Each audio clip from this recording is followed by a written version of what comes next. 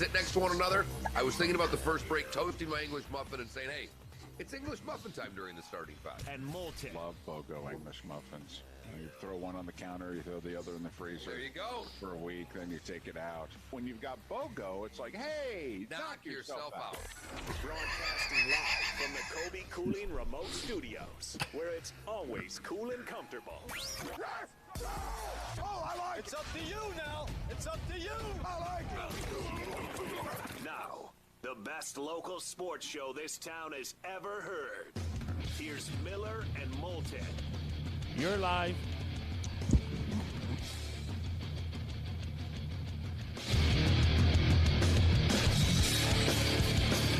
How the heck are you, Miller and Moulton, on this hump day? Thanks so much for being with us. We're halfway through July, or damn near. Flying by. This year is just plowing along. July, the best month of 2020 so far.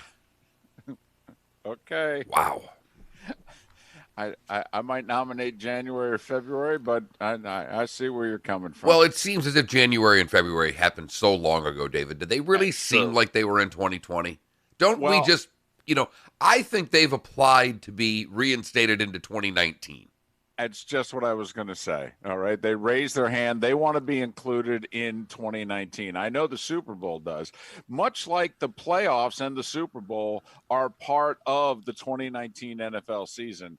January and February are like, well, then we should be part of 2019. We're playing by NFL rules this year. Right. Miller and Moulton on this fine Wednesday, the 15th of July. Thanks so much for being with us. You can stream the show at millerandmoulton.com. And if you're not already watching, you can sign up for and take in Miller and Moulton on our YouTube and Twitch.tv channels, which amazingly enough are the Miller and Moulton channels. 479-5551 is how you can text Mark. Okay, and then he will relay the message to me if necessary on the Williamson Brothers Marine and Roofing text and talk line 479-5551. How are you on this fine morning? I'm good. Good night last night. Attempted a new style of food. Thanks to one Michael Felder, guest on the show.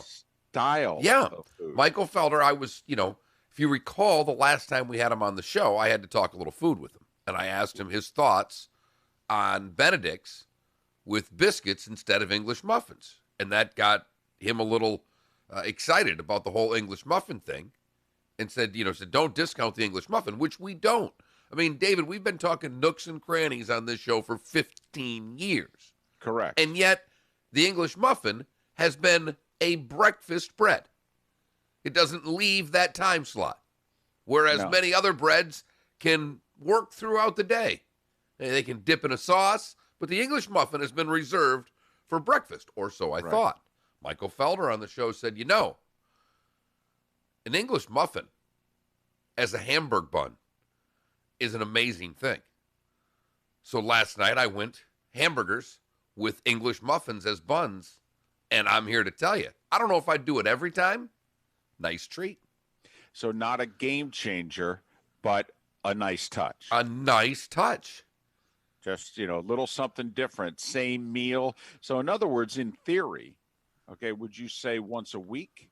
Like if you do hamburgers twice a week, would you do one and one, or is this a once a month thing? Well, I don't know of a time that I've ever done hamburgers twice a week. It's more like hamburgers are probably once a month. So maybe, every other time I'd go with the English muffin bun. But I'm going to put it this way, David. It is being added to the rotation. Oh, okay.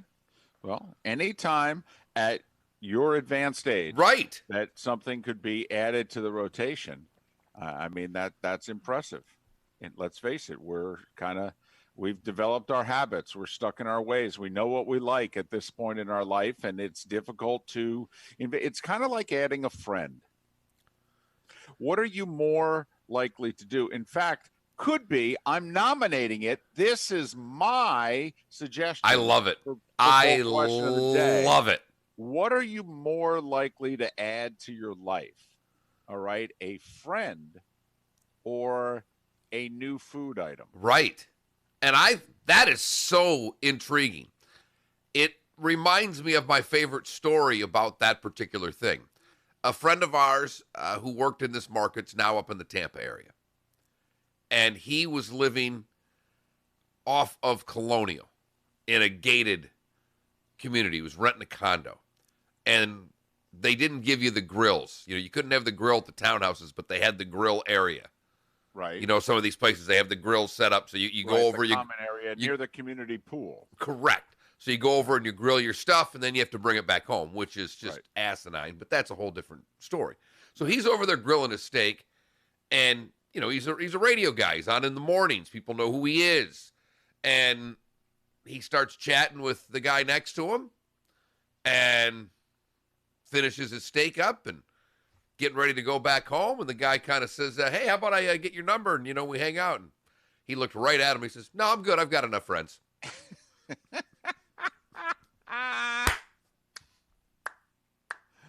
Didn't even go through the motions of faking it. No. Didn't then avoid the guy's calls and texts. I'm good. No, I'm good. I've got enough friends. And that was an exact quote. That's fantastic. What did he then? Did he say how offended the guy was? Just he turned and walked away. Didn't check on whether or not he offended the guy. He went home to have a steak. That's fantastic. That is fantastic. I love the question. I think people food will win, David, because I think we have a lot of food. Foodie is a thing people like being right now. They like trying out different things. I know you don't, but people. That's not true. I've had to try out new things.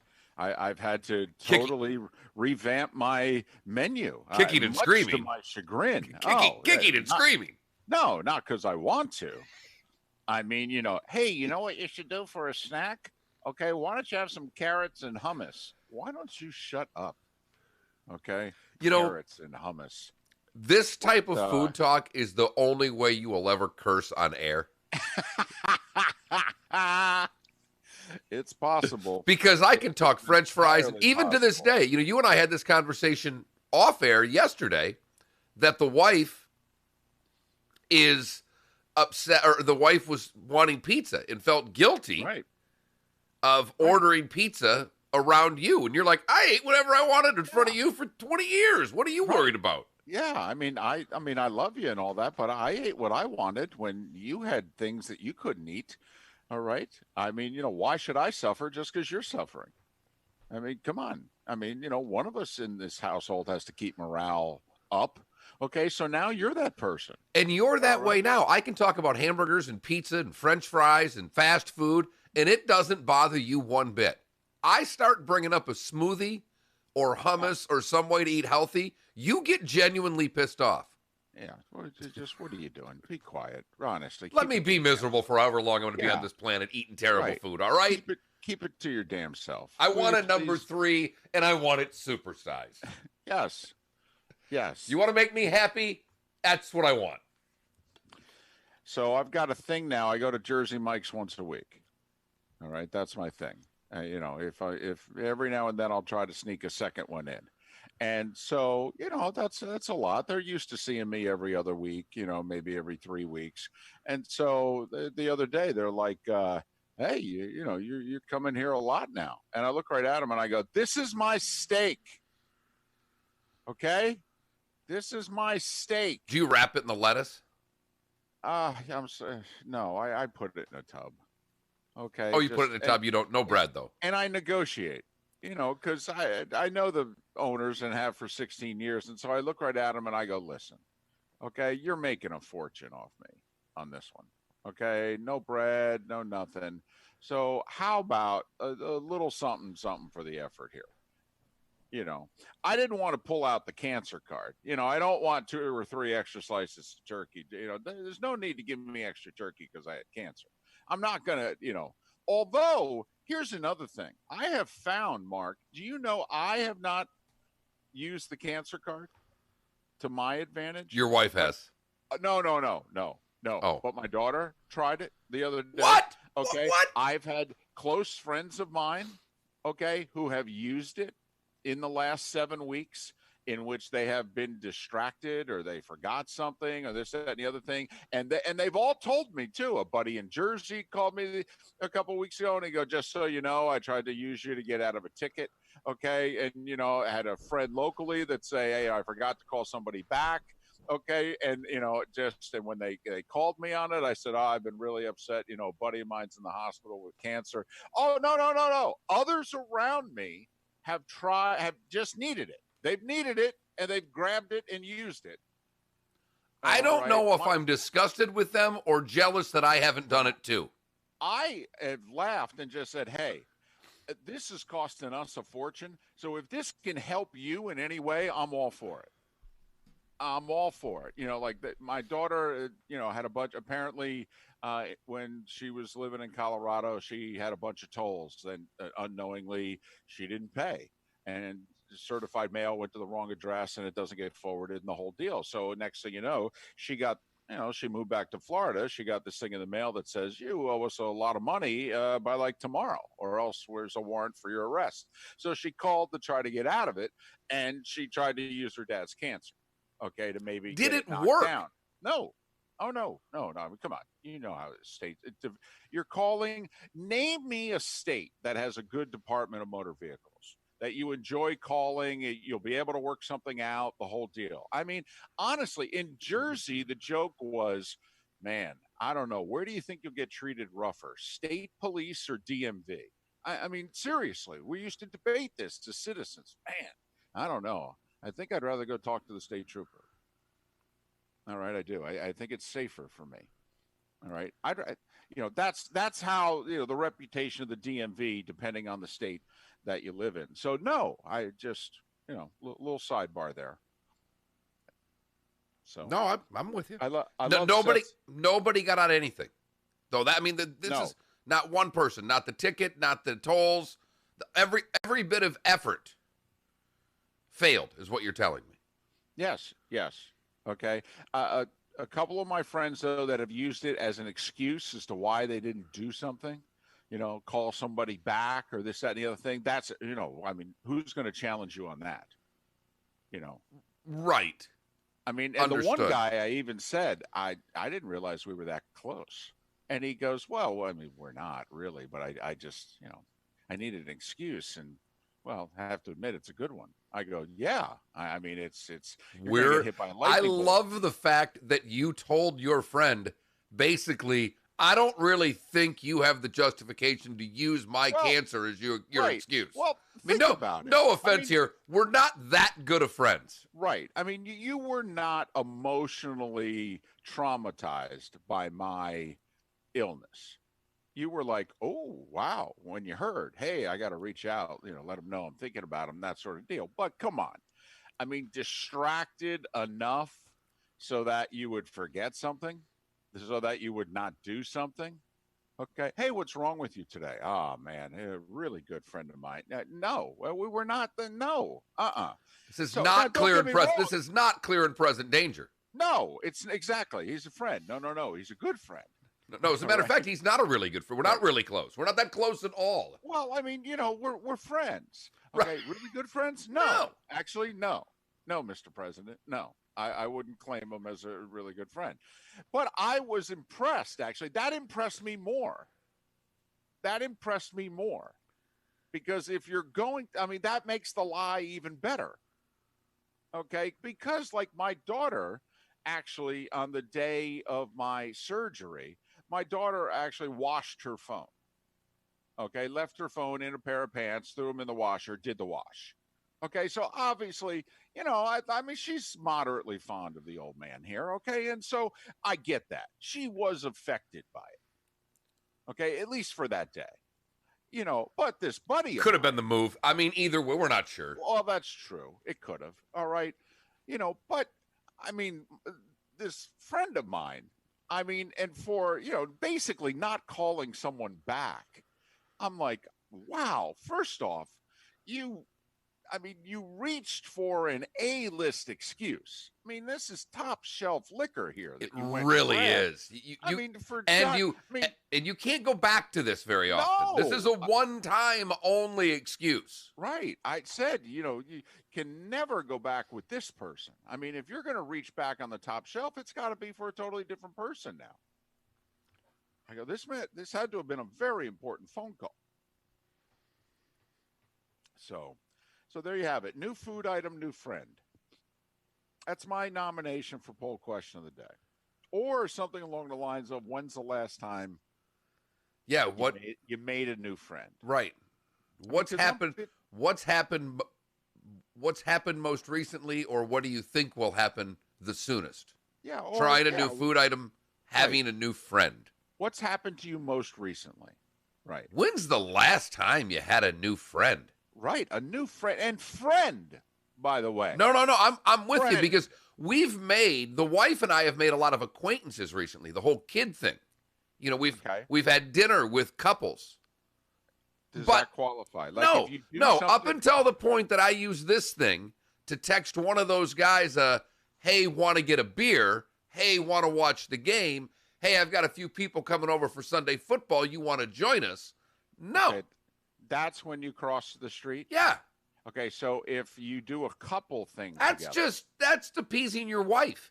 that's deciding whether or not we're going to be friends? Is that what that is? I think it's preseason, to put it in a football term. So haven't made the team yet. No. Okay, you're auditioning to make the team. And it's vice versa. They're auditioning to make your Totally. team. You're auditioning to make Totally. their team. And there's a lot Absolutely. going on there. Both couples got to get along. Right. You got to get an invite back where both the husband and wife like you and your spouse. Do you know what I like observing at those little couple, preseason games there that you're talking about?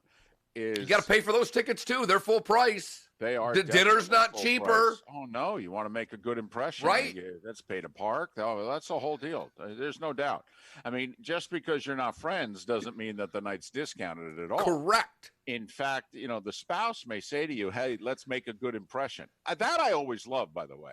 Okay, they're married to you. They occasionally sleep with you. Okay, and they're making a life with you. But then they turn to you right before you're about to get out of the car and say something along the lines of, hey, let's try to behave tonight. Okay, I'd really like to make a good impression. And so when you think about what it is your spouse is saying to you, it's kind of like, listen, you usually in a situation like this won't get the job done. I'm just letting you know. I mean, you're going to come up short for me here. It's basic. So could you try really hard to not screw this up, and B, if you could contribute to the win, I'd really appreciate it this time. I don't want to have to carry this all by myself. Look at basically what they're telling you, honey. Don't be Jameis. Right. Don't be Jameis. All I'm looking for, Audie, is a game Teddy manager. Bridgewater. I'm Teddy looking for a game Bridgewater. manager. Right. Can you come off the bench, throw 2 your and 1. 17 to 22 I want passes? 2 and 1 for the 3 games you're playing. That's Right. all I want. Exactly. And, Can you do and that for is me, please? what they're really saying to you is, I don't like your friends. I don't like the way you act around your friends. So could you act like a normal human being tonight while you're with me and these new people we've met? Because I would like to have a couple of friends that aren't associated with any of your friends. Right. So in other words, I know I married you, but could you behave differently tonight? Please? Okay? Try something new. I don't know what's worse, All right. this monologue or the interview we had about college football the other day. Boy, that depressed the you-know-what out of you. Man, oh, man. That was a gut punch. I'm telling you right now, that was a gut punch. So a new food item that you've added to your menu. And I'm not that saying you tried once. Thank you. I'm not talking saying about you put it into the rotation. right. This isn't Mikey will try it. He likes everything. This is holy crap. This is good. This replaced meatloaf, if you know what I mean. Because a friend is someone that you now bring into the rotation. It's not the one-off in which you went out and you had an okay time. Hey, do you want to go out with them again? No. I'm good. I'll do it if you really want to. They're nice people, but you know how I am. Whatever. Yeah, I mean, I suppose things like those answers aren't new friends. Right. I got third round of the Waste Management Open. I taped. I'm good. I taped. Oh my God. I thought you'd like that. Miller and Moulton. Miller and Moulton fan in our Twitch TV chat room said, "Will you use David's cancer as an excuse in the next month?" Now that's funny. That's good material right there. All right, and it would make a good poll question. Maybe tomorrow. Week's still young, David. Week's still young. Yeah, that's right. It's just it was only it was about 50 days ago too. It might just be close enough that you could use it. Probably not. But I do like the idea of using it to get out of a ticket. Yes. But I love the fact that my daughter readily admitted to me, man, I threw everything at them. And I said, "Did you throw everything at them?" And she said, "Yeah, I went there." And she goes, "Is that okay?" And I go, "Hey, it's costing us a fortune. If it could have saved you $500, I'm all for it." Would have been nice. All for it. Would have been nice if it worked. Miller and Moulton. The starting five is coming up a couple hours from now. Seth Everett will join us. Of course, we'll be reading his comments throughout the Twitch chat room throughout the show, but, and he's already off to a rousing start, ladies and gentlemen. He's up early on Wednesdays. He's up early. All right. He's been working since 4 a.m., so he's wound up and ready to go. Seth Everett in a couple of hours. Starting five is next. Thanks so much for being with us. Hope your week is going okay as we reach the halfway point. Miller and Moulton on this hump day, Southwest Florida's Fox Sports Radio. We do this all for you. You are correct. So sit back and enjoy. It's fun. It's the best. Enjoy the banter. Talk some sports. That's the game. Enjoy the conversation that makes you think. I would not think about ripping him. What are you talking about? Enjoy all of this. Love it. Embrace it. Isn't it great? And let's not forget. Because we're doing it all for you. You just watch. We're going to do it. And do it often. We're Fox Sports Radio. Roll up refreshed with Mako. Enjoy online estimates and contactless service for easier, safer paint and collision repair. Get started at Mako.com. Uh-oh, better get Mako. For professional roofing, the name you need to know is D.R. Martineau. Dan Martineau here, owner of D.R. Martineau Roofing of Southwest Florida. I've been repairing and replacing roofs for 27 years. We operate with integrity, knowledge, and service. Google DRM Roofing or call 239-332-1441. License number CCC 1326954. For professional roofing, the name you need to know is D.R. Martineau. Pool need a checkup? Call the doctor. The Pool Doctor. So did you see the thing yesterday that apparently, every test in Florida was positive and it really wasn't? Right. Apparently, a glitch. Certain counties, their info got added, and instead of 9.8%, it became 98%. And a TV station in Orlando caught it. This is what fascinates me.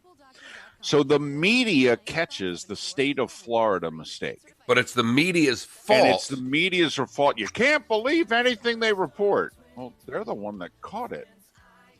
And so you're going to blame the media because the state of Florida was giving them wrong information? I mean, they went to the Florida website to get their information. It's their fault? I nearly did it last night, and it's probably going to happen pretty soon. I think I am deleting my Facebook account. I think I have just had it. I don't even care about the Miller and Moulton Facebook account because we don't use it from it. I just don't care. All I do when I read it is get frustrated with how stupid people are and how angry people are. You're not a candidate for LASIK? France Eye Care wants you to know there are other options available. To learn more, you need to call now. Schedule your free screening. Take advantage of that $1,000 off bilateral LASIK special. I mean, don't get me wrong. The media sucks. Okay? It's like Congress. I mean, Congress sucks. But not everything is Congress's fault. I mean, honestly, not everything. Almost everything. But not everything. Looking for a frameless shower door? My Shower Door has just opened their 8th Florida showroom. But I love the fact, I mean, a Fox station in Orlando was the one that caught it. Frameless shower doors installed. No one has more experience and 5-star reviews than My Shower Door. We've been named And everywhere I turned yesterday, the national media was saying, hey, these numbers were wrong, which will help explain to some degree, why the numbers got so high so fast. I mean, they were still yesterday like 9,000, but there's a big difference between 9,000 and 15,000.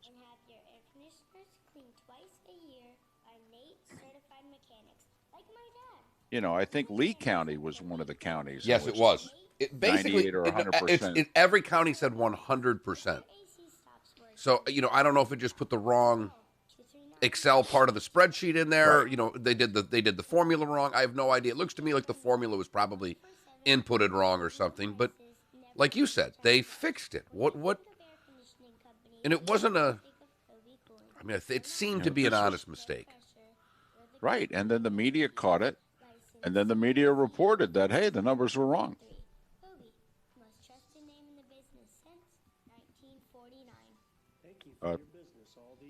Look at everybody in here agreeing with me. Delete your Facebook account. So much happier. I need Twitter. I need Twitter for the show. I mean, I don't need it, but it's a part of the show, and I get a lot of information off it. I don't use it to wage Twitter wars. Here we go. You're live.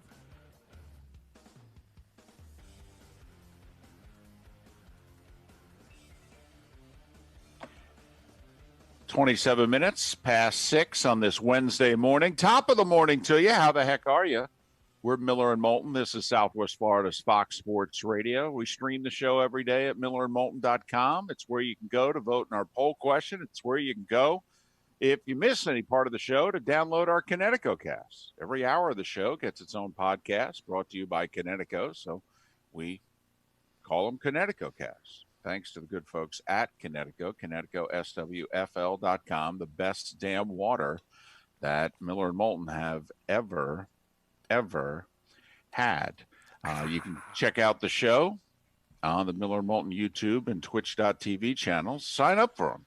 They are free and they're interactive, especially during the commercial breaks. 479-5551 is how you can text and call into the show on the Williamson Brothers Marine and Roofing text and talk line. 479-5551.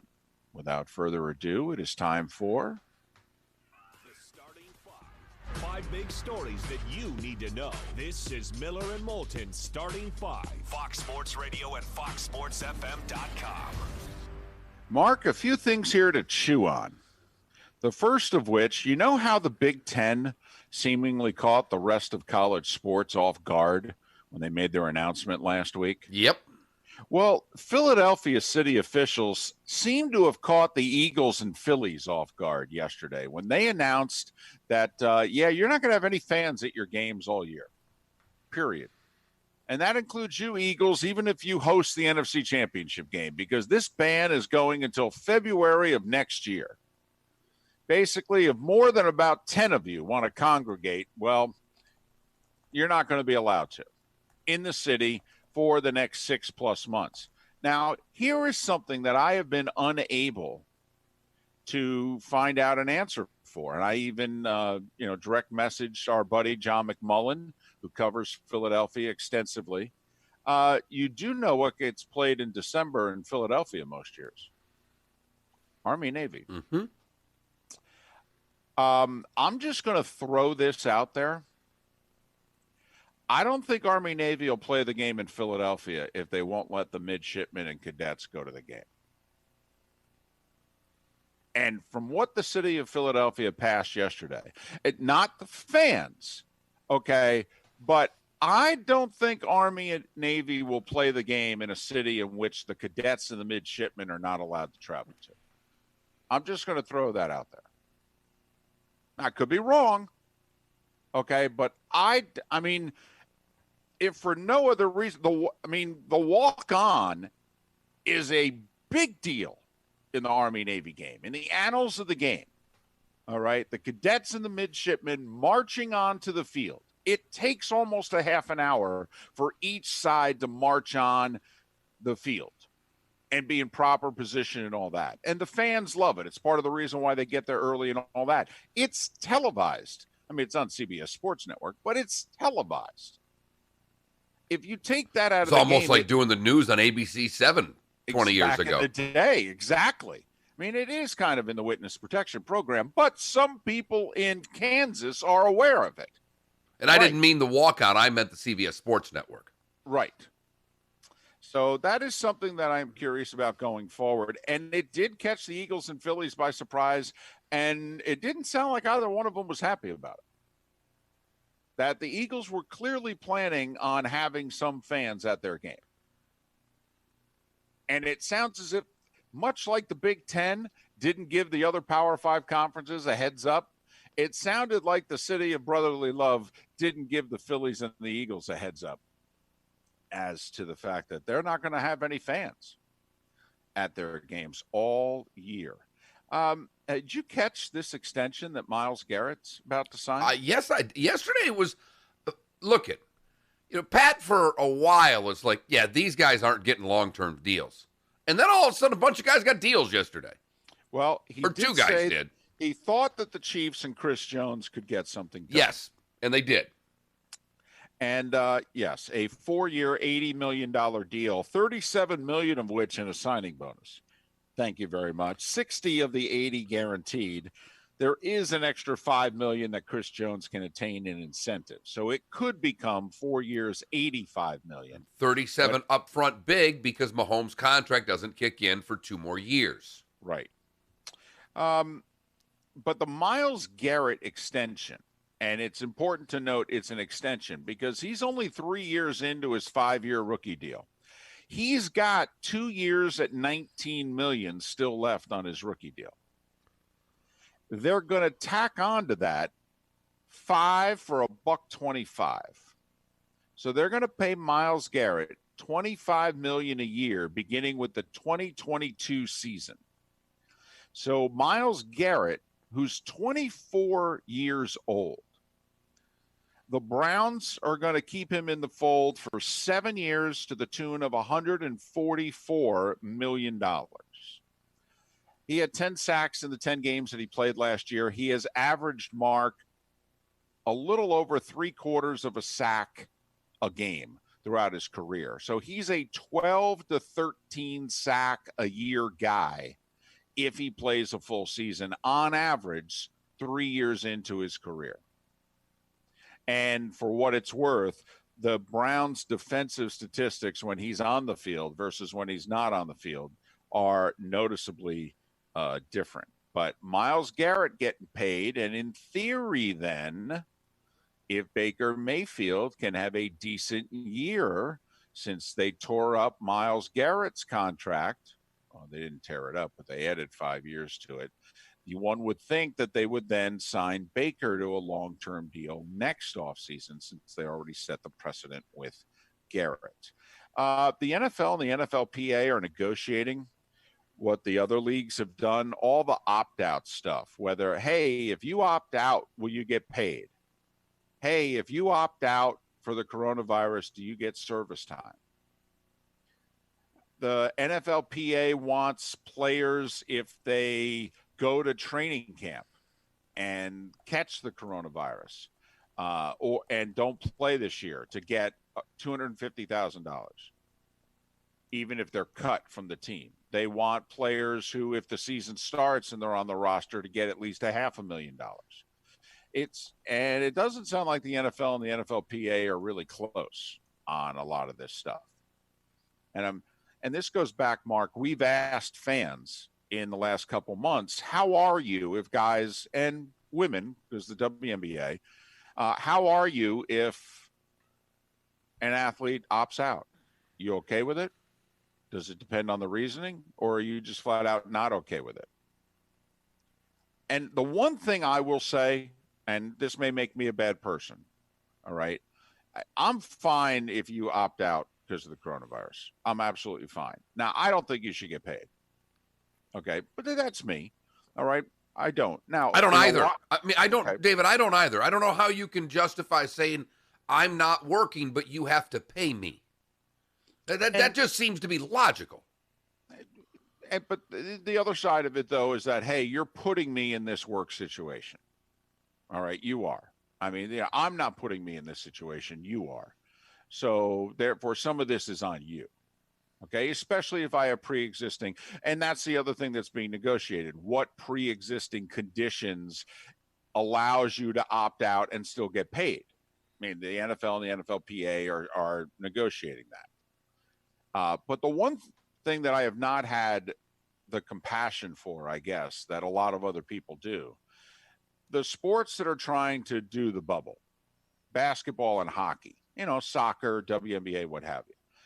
Yeah, okay, it's a pain in the butt to go somewhere and you may be there 4 months. 3 definitely. I get it. It's not ideal. But, this is not ideal. Been a lot of inconvenience to a lot of people here. Okay, and quite frankly, that is a lot worse than you not seeing your family for 3 months.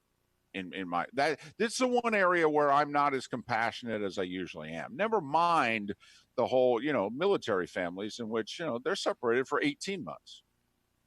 All right. Making a lot less. A lot less. For the record. So, and the benefits aren't as good either.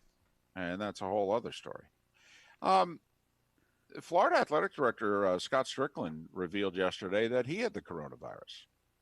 He said he had a rough week. He had a couple of really bad days, and then he had like 4 not good days. But that he has recovered. And he indicated that everybody is focusing on the calendar. He goes, the calendar is not our biggest concern. Testing and safety protocols are our biggest concern. And that is something, if you were to go back and read what Greg Sankey had to say Monday late afternoon. All right. The commissioner of the SEC was really focused on testing. And does every community that we're in, are the hospitals okay? Could they handle a little bit of a spike, et cetera, et cetera? But testing, it's a big concern from the SEC schools. For the record, Florida has tested 238 athletes, 29 positives. So that's about 12%. So, come to whatever conclusions that you want. Major League Baseball, the Braves and Yasiel Puig signed a 1-year deal. I like this signing for the Braves. I think Puig's still a good player. When he came over for the Reds to the Indians in the final 2 months of the season last year, he hit nearly 300. He's still got some pop. I don't know if I would want him on my team for a 162-game season, David. But for a 60-game season, I think he can get through that and stay excited. I don't know. He seems to have kind of fits and starts as many players do in baseball with a long season, but he gets bored. Remember, Nick Markakis opted out about a week ago for the Braves, and Freddie Freeman, I don't know if he's made it official, but I don't know if Freddie Freeman's going to play for the Braves. I know he's still struggling from effects from the coronavirus. So I think at this late date, that's a solid acquisition for the team that I think, and I know the defending World Series champions are in that division, but I actually think the best roster in the division is in Atlanta. And they've won the division each of the last 2 years. Tyler Glasnow, pitcher for the Rays, he had the coronavirus after missing 11 days of camp. He is back. Well, it looks like a bunch of Alabama football fans voted for Tommy Tuberville last night. The 65-year-old former Auburn coach beat Jeff Sessions to win the Alabama Republican Party primary. Don't know what the late Lou Saban thought about any of that, but well, the president got Lou and Nick confused the other day. He did. But his endorsement was big in this one, and Tuberville beat Jeff Sessions, and so now it'll be him against Democrat Doug Jones. And if you're a Republican in Alabama, well, you got to go. You got to go some ways to lose in November. So So Tommy Tuberville may go from the sidelines to the Senate.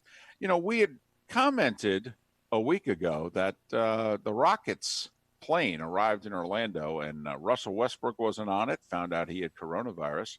You know who arrived in Orlando yesterday? James Harden.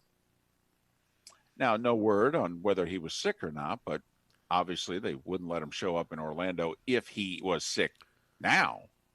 But James Harden in Orlando. Meanwhile, Michael Beasley, who's with the Brooklyn Nets these days, the former Heat forward, Beasley now has been ordered to leave Orlando because he tested positive. So the Brooklyn Nets, who are staggeringly shorthanded, staggeringly so, losing one of the few players that they felt they could count on. And we'll see whether or not he is back for the start of the season.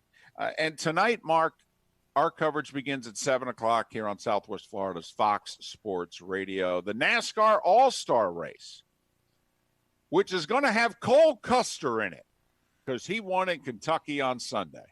Rookie Cole Custer will be in the NASCAR race. All right, no Charles Coody, but Cole Custer. And no Cole Trickle. Or Dick Trickle. Correct. But Cole Custer will be in the All-Star race tonight at Bristol, I with believe. Fans. Yes. With fans. Yes. Like a pretty decent amount of fans I thought they're letting into this sucker. So, I mean, this is a big, to me, this is a humongous step for fans at sports. It's in Bristol. It's in SEC country. It is something that I think everybody needs to be paying attention to. I don't care if you watch a race or not. That means nothing. But the fact of the matter is, this is the first sporting event in this country that is going to allow fans in a big way. Right. I mean, the Talladega NASCAR race, they allowed 5,000, but it was largely invitees and what have you. They had 1,000 people at the Homestead race. It was from the local military base. But yes, if you think about it, no fans for MLS, no fans for NBA, no fans for hockey, no fans for WNBA, no fans for baseball as of now. 30,000 fans tonight at Bristol. 30,000. That's a real audience. Right. No, it's a real crowd. Yep. And our coverage begins tonight at 7 o'clock here on Southwest Florida's Fox Sports Radio, presented by Kobe Cooling. And at 17 minutes before the hour, that is... The starting five big stories that you need to know. This is Miller and Moulton Starting Five. Fox Sports Radio and FoxSportsFM.com. When we come back, our poll question, yesterday's results, today's question, and then we might get a little bit more into this Myles Garrett contract. Did the Browns overpay? Okay. If that's where you want to go. I had somewhere I wanted to go, but let's go Myles Garrett. No. We can go mine later. This show's starting to really get some pace to it. We've got two segments set up, David. We've got plenty of segments left before Seth Everett at just before 8:30. I'm just saying at some point in time later in the show, all right, we are just going to say, we discussed last week whether the Chiefs got the better end of the Mahomes deal, because when you pay somebody $45 million and people think you got a steal, well, the Browns are going to pay Myles Garrett $25 a year. I just thought we would dive into whether or not did the Browns overpay. I mean, they're paying Myles Garrett, Aaron Donald, and Khalil Mack money. All right. Did they overpay? That's all. This show is starting to shape up. We got Myles Garrett talk coming up. We got Seth Everett talk coming up. And I've got a baseball dilemma that's going on that no one seems to be talking about. Look at you. Look at you bringing up baseball in the baseball hour. Ha! Look at that. Miller and Moulton. Wow. Your English muffin of sports talk. Right here. Fox Sports Radio, streaming at millerandmoulton.com. And you are looking live on twitch.tv. I was just effing around, David. I like it. I was just effing around. That's all I was. All right, how are we writing this? What are you more likely to add to your life? A new food item to your regular, weekly menu? Just want to see, do you want to play? or a new friend? What have you done more recently? What have you added to your life more recently? A new food item, a new friend. Trying to keep you and your family safe all the time. It's Frank for Center for Men's Health. During these stressful times, your mood is so critical, and nothing's more important to a guy's mood than testosterone. The single greatest issue for guys with low T is mood, and the single greatest change for men that get low T Mine's food. is a greatly improved food. I think food's going to win overwhelmingly, but during the pandemic, most people have just gone back to their same places. You're a little different. Oh, I'm way different. I know that going in. No, I'm David. You're so right. People are getting there. They're getting to go. Where do you get your to go? You get pizza. You go to the same restaurant. Yes. First off, what if the friend is not local online? What are you, catfishing, Archangel? What? Your chat room buddy in Spokane doesn't count. First off, is it really a friend if it's a strictly online relationship? Lowest prices ever on over 1,500 new and certified pre-owned vehicles. All new Jeep Gladiator lease, $259 per month. Loaded, luxurious Grand Cherokee lease. Once again, goes back to definition of a friend. Just $299 per month. That's right. It varies. $299 per month. Plus at Galliana Chrysler Dodge. I used to bust a Vern all the time. Vern would talk about my dear friend, my close friend, okay, and I would look right at him and I go, all right, how many of these people are your friends? Friends. I used to say, am I a friend? Okay. Are you? Yes, over time I became a friend. Yes. Over time. He did mention me in his book. Really? Okay. Yes. I'm in the acknowledgments. Wow. Oh, are you, for pressuring him to write it for so long?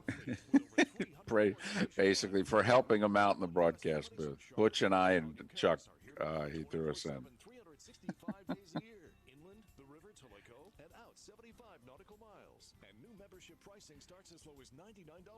He said, what did you think of my book? I said, the one I wrote in my head was much better.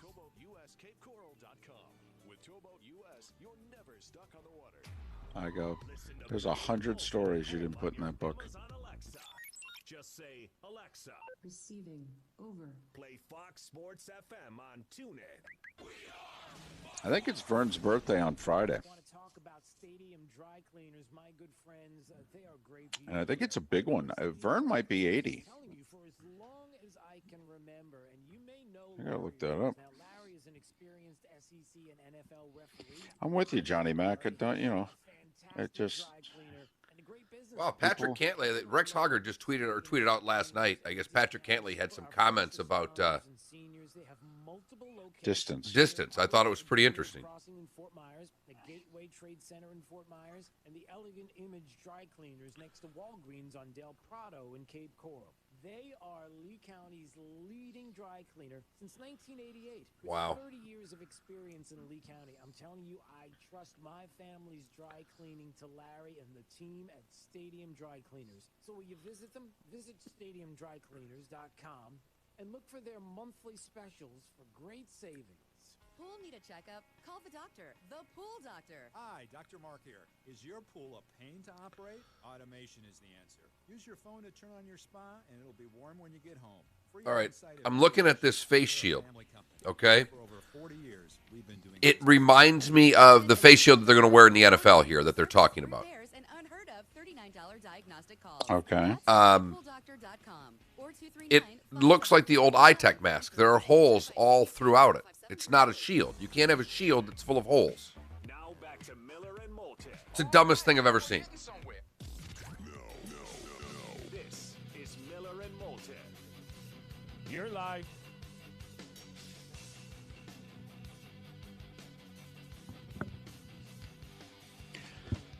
Ten minutes before the top of the hour. Thanks so much for being with us. We're Miller and Moulton. This is Southwest Florida's Fox Sports Radio. We stream the show at millerandmoulton.com. We're broadcasting live every day on the Miller and Moulton YouTube and Twitch.tv channels. Chime into the show at 479-5551. That's the Williamson Brothers Marine and Roofing text and talk line, 479-5551. This is one of the things I want to talk to Seth about, who will join us in the 8 o'clock hour. Where are the Toronto Blue Jays going to play, David? Well, they're going to play in Toronto, although they talked about playing in Buffalo. Yeah, they don't know where they're playing. Well, what happened? Supposedly they thought they had the best setup of all the teams because the Sky Dome has the hotel in it, and that they literally were going to put the team in the hotel, and then the team was going to walk downstairs and walk out onto the field, and then they'd go back to their rooms. So what happened? Well, I don't think that Canada's allowing other teams there, because I'm reading articles from the Toronto Star that basically this is an article from, unless something happened from this coming out late yesterday, but they need a safe home in a hurry. They don't have a place to play. That's why they were talking about Buffalo. So Canada's still not letting anybody from the States in. Not back and forth. See, hockey, they're bubbling. So you could come in and stay. And that's what they're doing with hockey. They're coming in and they're staying. But baseball, they're playing a season. You're coming in for 3 games and you're leaving. Right. Because I did hear over the weekend that Toronto's thinking about playing some games in Buffalo, and I thought to myself, well, why? You know, because once again, we're not doing the fans thing. I mean, when Buffalo teams played in Toronto, they did it for the money. And I'm thinking, the Jays can't be doing this to try to increase their exposure. I mean, because the Jays were all proud of, they're like, we think we're going to be in the best shape possible. Right. But here's the problem. Like, they were looking at Buffalo. The Buffalo field is not up to Major League Baseball standards. The lighting system's too old. They don't have LED lights, which all of these places have now. Dunedin. Well, Seth's mentioned this a million times. Florida, summer, hot, coronavirus. Hello.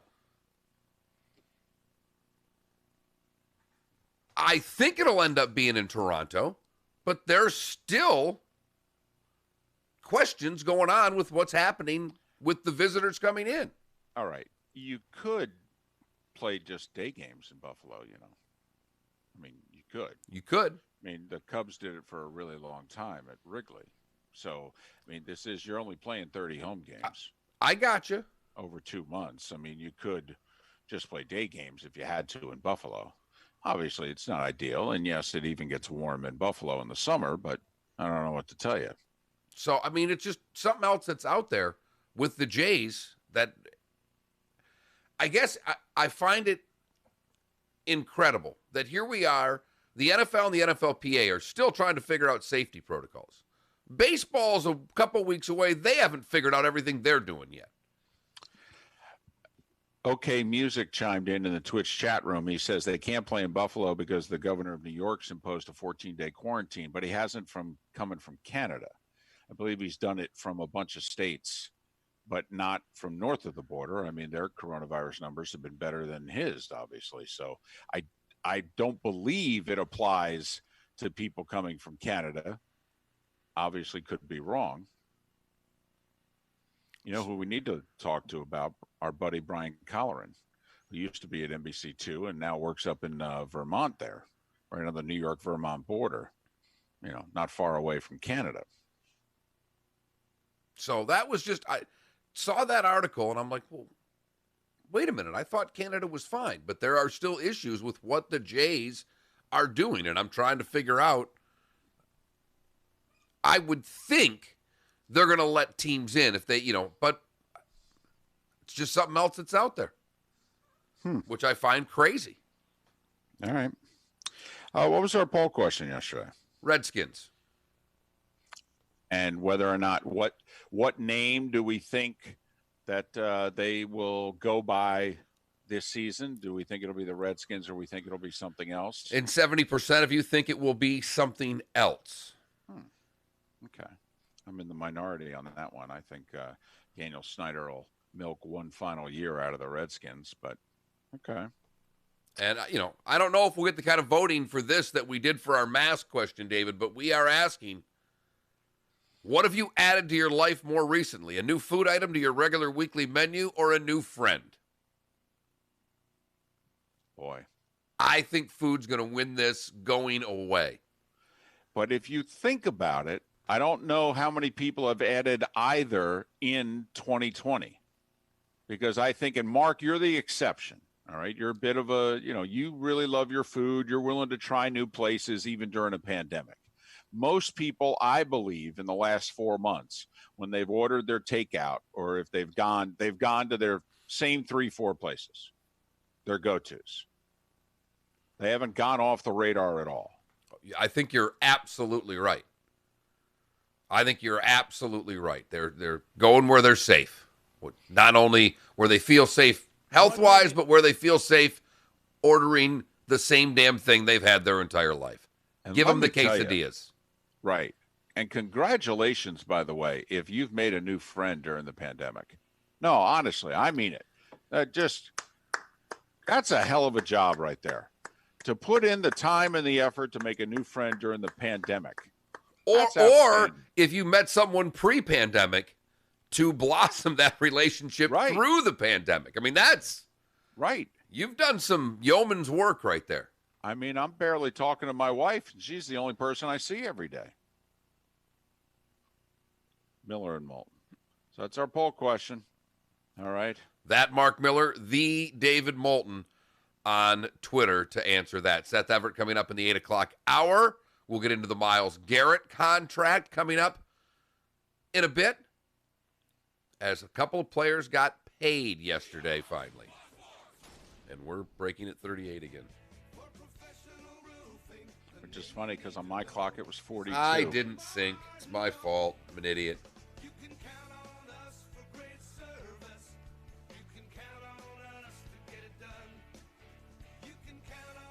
There we go.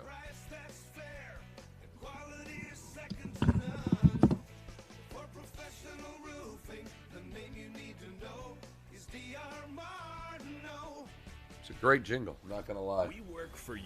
You know how it works, right? We do this for you. It's not often that you get to work with somebody who you respect. We give you the information you need. Every single day there's a news story. We got a story. We've been working on that all morning long. We do this all for you. Which is how the business works. We are Fox Sports Radio, and we're working hard for you. Across the nation, America is moving forward, finding our footing, getting back on our feet. Life continues to open up. Businesses are getting back to business, and we are too. We know you rely on the Good Feet store to be there when you need us. We're open and ready to serve you. Our personally fit arch supports are designed to help alleviate, even eliminate, foot, knee, hip, and back pain, and provide comfort, balance, and support. The well-being of our customers, associates, and community is our highest priority. So we've implemented new measures, procedures, and precautions, keeping your health and safety in the forefront. The Good Feet store is lending a hand to help America get back on its feet.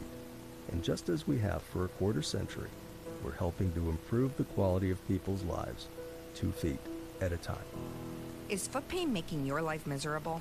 Call 552-FEET or visit us in Naples or... I haven't made a new friend since the 3rd grade. Station with balls and stripes. We also have stripes. WFSX AM from Naples to Cape Coral and all of Southwest Florida. We are Fox Sports. Here's what's trending now. Brought to you by the Center for Men's Health, C4MH.com. Seth was going to put it in the chat room. He just texted me, do I have to wear clothes? I'm like, no. I'm like, no. Twitch is wild, man. No. This isn't YouTube. This is Twitch. They're crazy.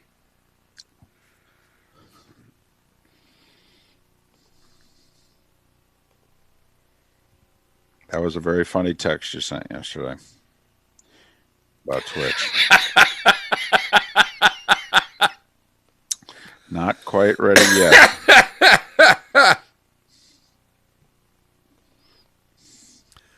I'm glad you found humor in that, because I did writing it, David. I I'm like, good God. What have we come to?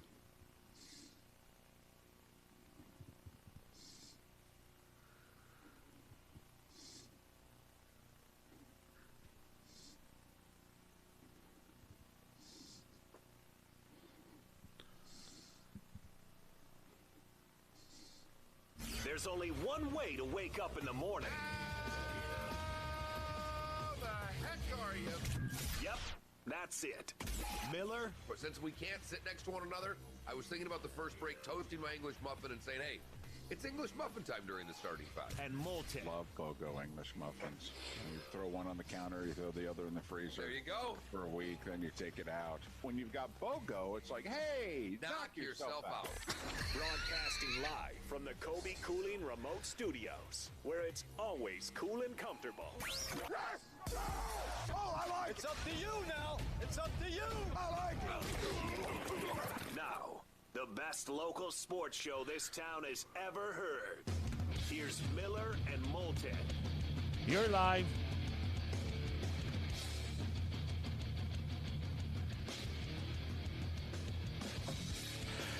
Couple minutes past 7 o'clock. Top of the morning to you. How the heck are you? We are Miller and Moulton. This is Southwest Florida's Fox Sports Radio. We stream the show at millerandmoulton.com. It's where you can go if you miss any part of the show to download our Connecticut cast. Every hour of the show gets its own podcast. It's also where you can go to vote in our daily poll question. Today, we think a good one, inspired by that little banter from yesterday's show about English muffins. Mark tried a new dish, if you will, last night. Yeah, went with the English muffin replacing the hamburger bun, courtesy of Michael Felder, guest of the show, and it was fantastic. And so, I dug deep on Mark and said, hey, is this officially a new food item now? Is this going to make the rotation? And Mark said, yeah, once a month it'll make the rotation. Okay, that's a new food item. Got us wondering, how often, when's the last time you added a new food item to your life? And for that matter, when's the last time you added a new friend? So what have you done more recently? Food item or friend added to your life? That's our poll question today. Williamson Marine and Roofing text line, 479-5551. Texter simply says, I like food way more than people.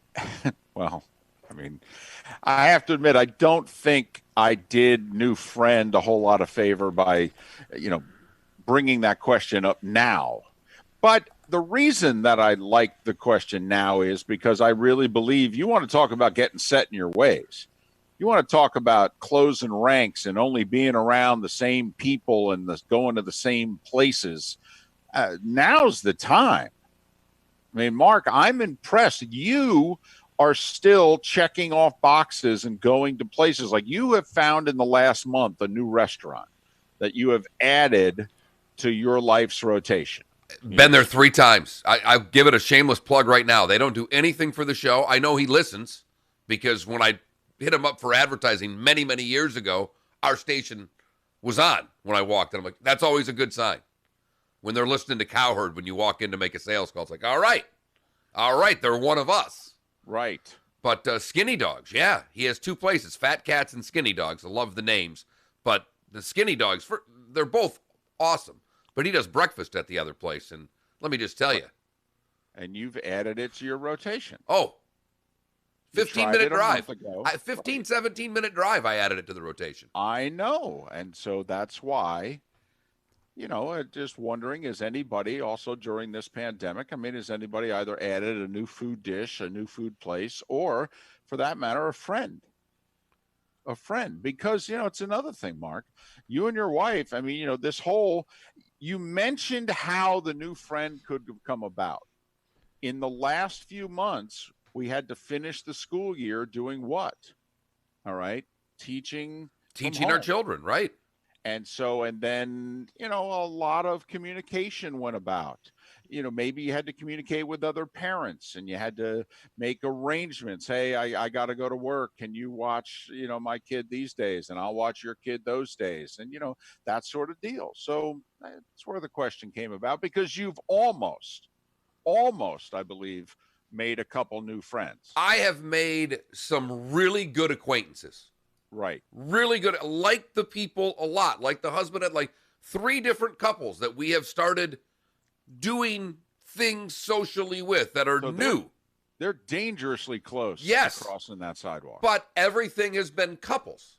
Right. And kids. It stemmed from friends of my daughter, and then we meet the parents. You like one another. Hey, let's do dinner. Why don't, the birthday party happens, and all of a sudden you start talking to the one guy, and you're like, you know what? Right. He ain't half bad. But it's not gotten to the point, and I think you go from the couples that hang out to the friends when I pick up my phone or they pick up the phone and say, hey, going here for a beer. You want to meet me? Hey, going to watch the game. You want to come over, or something along those lines. We haven't gotten there yet. Now, obviously, bars haven't been open much, and so, I get it. But sports are starting, and that's when we hang out with friends. Sorry, Dave, but sports is about to start, and that's when we start doing things with friends, theoretically. Well, we certainly hope that sports is about to start. A week from tomorrow, the Major League Baseball season will get underway for the first time. And 2 weeks from tomorrow, the NBA resumes. And 2 weeks from Saturday, I believe, is when the NHL is expected to resume their season. They've already got their playoff schedule out. And remember, I know there are some regular season games for the 8 teams that get byes. They're going to play a handful of round robin games against each other to finalize their seeding. But the playoffs essentially start right away in the NHL. I mean, the NBA is going to play about 2 weeks worth of regular season games to finalize their playoff seeding. But hockey begins right away with the playoffs, and some people are getting excited. In fact, Mark, I read a story yesterday in which Mike Vaccaro, longtime New York, New Jersey sports columnist who's been writing for the Post for a long time now, he referenced one of my favorite growing up rooting for the Mets memories, the second half of the 1981 season, in which he said, we've kind of sort of been through this before. The strike season of 81, in which when they resumed, they declared first half champions. And then the second half of the season, they picked a date. We're going to start here. And then they left the schedule the way it was. So however many games you had, some teams played as little as 52, others played as much as 57. And they played it. And however it played out, those were the teams that won the second half and made the playoffs. And so if you think about it, baseball has done this before. And for as much as now that I am in my mid-50s, for as unappealing as this is to me in my mid-50s, when I was 15 years old, I loved the second half of the 81 season. Loved it because I rooted for a bad team who got off to a 6-2 start, had a couple of short winning streaks. I mean, if you sweep a 3-game series in a 60-game season, I mean, it's the equivalent of like an 8-game winning streak. And that's what sweeping a 3-game series is in this baseball season that we're going to try. And for as unexcited as I am, Mark, if you frame it that way, same, by the way, of a 3-game losing streak. We got a lot of losses. Sorry. Right. Yeah. It does sound kind of exciting if you want to frame it that way. Well, David, that's what I was going to say to you. The more you talk about the baseball season, the more fired up I get to watch the baseball season. You spin yourself into a top getting pissed off about how disgusted you are about a 60-game season. And the more you talk, I start thinking about the Phillies-Rays World Series game that's the greatest game ever played because it was 3 innings. And that's basically what baseball is going to give me. They are going to give me a short, compacted season, which every series means a ton, as you just drew out. And for 1 year, as you pointed out yesterday, I think the Tigers had a 34-26 stretch over 60 games and they lost 100 and whatever. Hey, that's enough for me to go get off to that 6-2 start, Detroit. I'll watch for a few weeks. I mean, the Rockies, I think, had the third worst record in the National League last year, but 60 games into the season last year, they were 34-26. They would have made the playoffs. So, I mean, I'm in here every day looking at futures for different sports leagues. And the more you start talking, I am closer and closer to throwing 10 or 20 bucks on the Mets to win the National League pennant. Wow. Take it easy, big fella. No, I'm looking where there's value. Like I've told you in hockey, to me, the Pittsburgh Penguins have value. They're getting a 30-goal scorer back that was not going to be with them for the season. You don't add that type of scoring for the playoffs typically. That intrigues me. And they're 16-1. So I'm looking where there's value. And both you and Seth have said repeatedly, in a short season, this Mets team's dangerous. Yeah, they are. Absolutely, they are. And even if they don't win their division because of DeGrom, obviously, if they got in the wild card game, it's a lot like Scherzer with the Nats. Scherzer or Strasburg. I mean, obviously, okay, if you're in a one-game scenario, well, we got the guy that can get us through that game.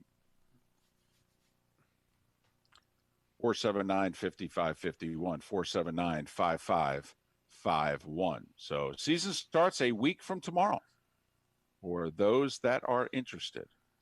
No fans, though. And right now there's no talk of fans yet at Major League Baseball games. I do think it is interesting. The city of Philadelphia has said to the Eagles and Phillies both, you're not going to have any fans this year. Even to the Eagles, you could host the NFC Championship game. There's not going to be any fans there. We have a ban on gatherings into February of 2021. Don't know what to tell you. And that's why that February is being put on these. Don't make any mistake. That February date is to keep NFL teams. And look at, I don't want to mix this, but some of these cities have to answer one question. Are you going to still let protests go on all over the place, but not let fans at games? Well, I don't think so. I think. But they can't really stop the protests. Well, they can, based on the wording. If you read the city ordinance pretty closely yesterday, I don't see how you can get away with a protest, quite frankly. But the other thing that the city of Philadelphia did yesterday was, Mark, I know that this is a long way off and no one is thinking about this, but in early to late December, the hockey and NBA seasons are supposed to start back up for next year. And this is the city of Philadelphia saying to the Flyers and Sixers, you ain't having fans at the first 2+ months of your games next year either. I'm just letting you know. That ain't happening. You're playing in empty buildings. I mean, so the financial hit, once again, for teams and caps. And, the NFL came out and said, hey, that's a Philadelphia thing. This ain't a league thing. I mean, our policy right now is we're letting every state and every community determine it for themselves. So if certain places, like right now, it's difficult to imagine there's going to be a fan at a 49ers game this year or at a Rams or Chargers game. I think right now that's difficult to imagine. Okay, but the NFL has said doesn't mean that it applies to the Seahawks, doesn't mean that it applies to the Raiders. David, you brought up a great point, though. The NBA and NHL seasons are going to resume more than likely, before the end of the 2020 calendar year. Yep. And they're telling all of those teams in California, in New York, well, not New York yet, but in Philly, that they're not going to have fans. That is crazy. Into February, which also gets you to basically all-star breaks in your respective sports. Because the thought is the NBA and NHL seasons next year, they're going to be condensed a little bit. They may take some games off it. They're going to try to get back on their regular calendar year next year as best they can. So you might see a 70-game season instead of an 80-something game season and try to have the playoffs end around the same period of time. So if Philly's banning crowds into February, that basically takes you to your respective all-star breaks in both sports. And what it does, and one of the things we've always focused on this show is the money. Already, we had Pat Kerwin on yesterday, and the NFL and the NFLPA are trying to work out their salary cap going forward. When you hear things like this, not only for this season, but in the NBA and the NHL, how are they going to get back to a cap? How much is the cap going to dip? And if they don't know when they're going to be able to put fans in the building, they can't make a 10-year guess as to what revenue is. You're talking about the NFL and the NFLPA trying to work some things out. And everybody, just play along with me if you can. Just go issue by issue. Your gut reaction as to how you would vote, if you will. These are what's being discussed, Mark. An opt-out clause for at-risk players. They'll receive their salary if they decide not to play. They will not get any bonus money, but they will receive their salary. Okay, now, then the two sides would have to agree on what classifies as at risk. We told you about the story yesterday. And once again, I know many of you don't pay attention to the WNBA. They've actually had quite a few interesting things go on in the last 3 weeks in the WNBA, and they haven't played a game yet. But one of their star players has Lyme disease, and her doctor said, yeah, you can't play. And so she applied to the WNBA committee that they had set up, in which, by the way, there is no appeal. All right. If you throw your hat in that ring, so to speak, whatever they decide that's it. That's final. And the WNBA doctors said, yeah, Lyme disease is not a good enough reason for you not to play this year. And Elena Deladon is shocked. And she's like, yeah, I don't. My doctor, who I've been going to my whole life, is like, you can't play. And you're telling me I have to play? And if I don't play, I'm not going to get paid? Now, granted, we're not talking nearly the money in the WNBA that we are in other sports. But actually, still, it's more relevant. To figures. me, it's more relevant, David. Because if you're playing in the NBA or the NHL and you're a star player like she is, financially they have nothing to worry about. Her $120,000 or $140,000 is far more important to her than it is to a player in another league. There's no way you can tell me differently, David. So an opt-out clause for at-risk players, if they decide not to play, they'd get paid, but they wouldn't get bonuses. An opt-out clause for players with at-risk family members to get accrued season time and benefits if they decide not to play.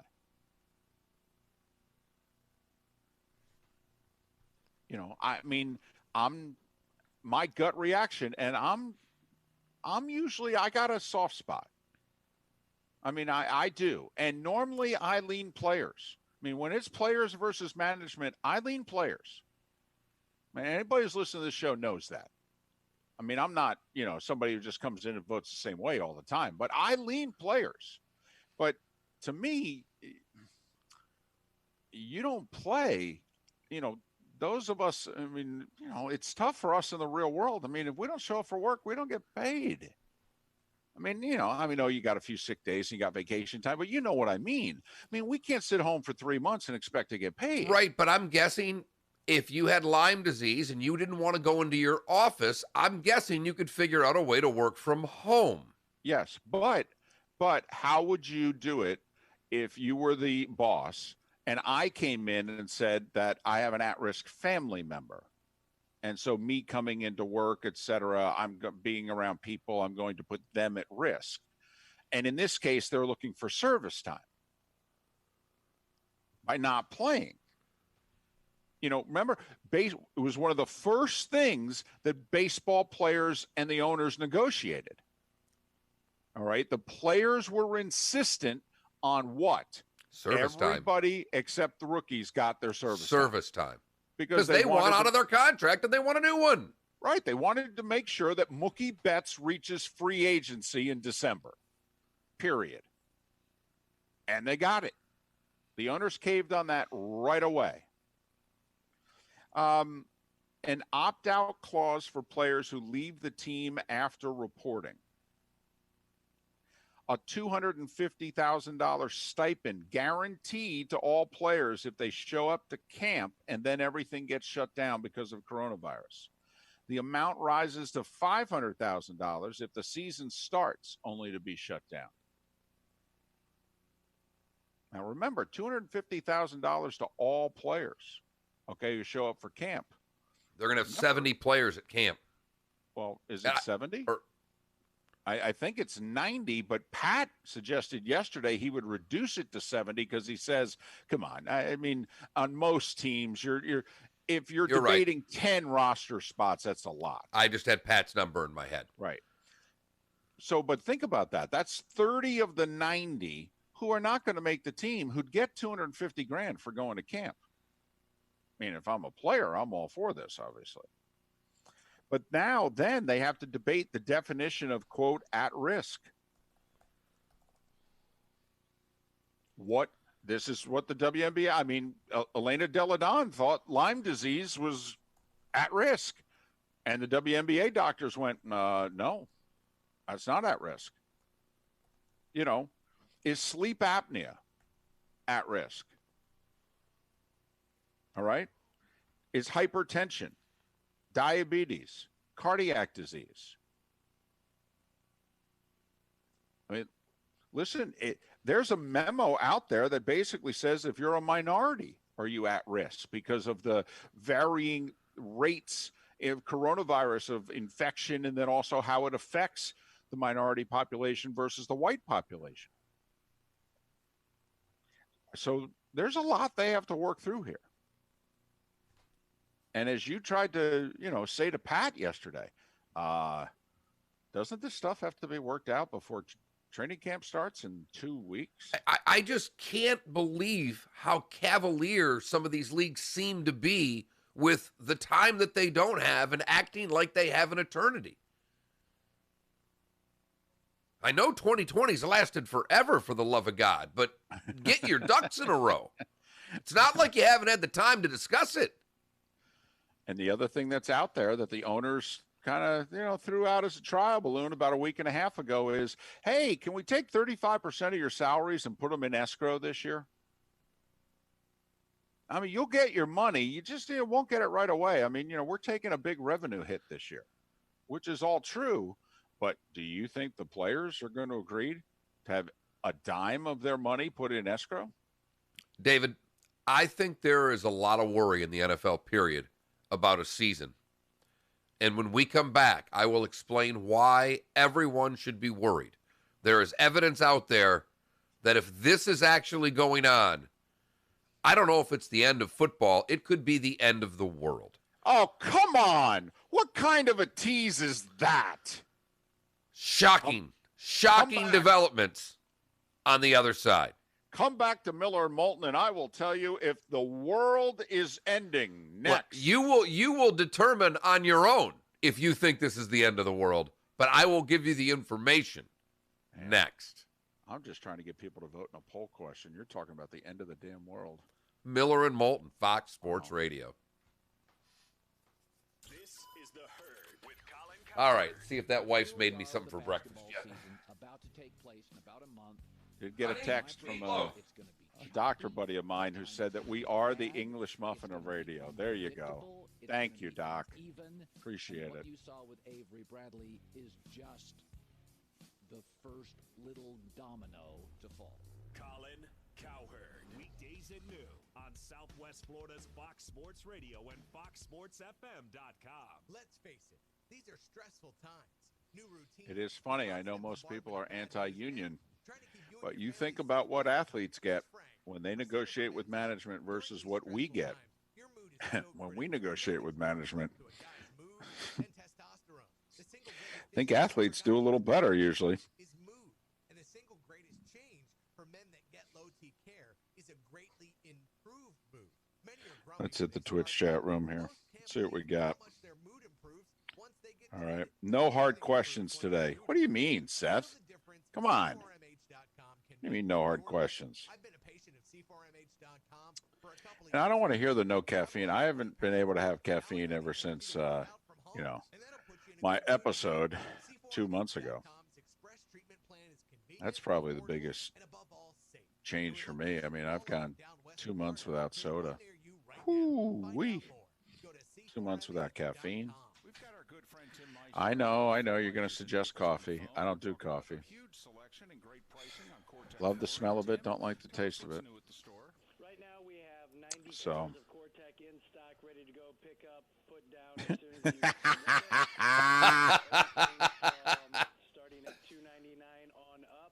I didn't bring it up. I said my episode. That's all. Whole house is still asleep. Whole house. Oh, well, it's Wednesday. It's her day off. Yeah, I got you, but could someone make some coffee around here? Jesus. Usually I get it all done at night before I go to bed. I forgot. Seth, all right, can you at least watch an episode of Blue Bloods? I've seen it. It's called Hill Street Blues. I'm so with you, Seth. I mean, just that's all. All right. Although I've got another good music doc I've started. The Evolution of Hip Hop on Netflix. Very good. My Apple TV refused. I think you can get it on Peacock, Seth. No, I don't think so. That's all NBC stuff. Oh, is it? What? I don't know what's Blue Bloods on? CBS? CBS, Friday nights, 10 o'clock. Yep. Ooh. By the way, so, you got into the whole Live Aid thing. There's this thing that I found. One thing I did find that I like on Facebook. This guy has, I forgot how he calls it, but he goes, basically he has a shit in there about the history of the day of, it's kind of like this happened today.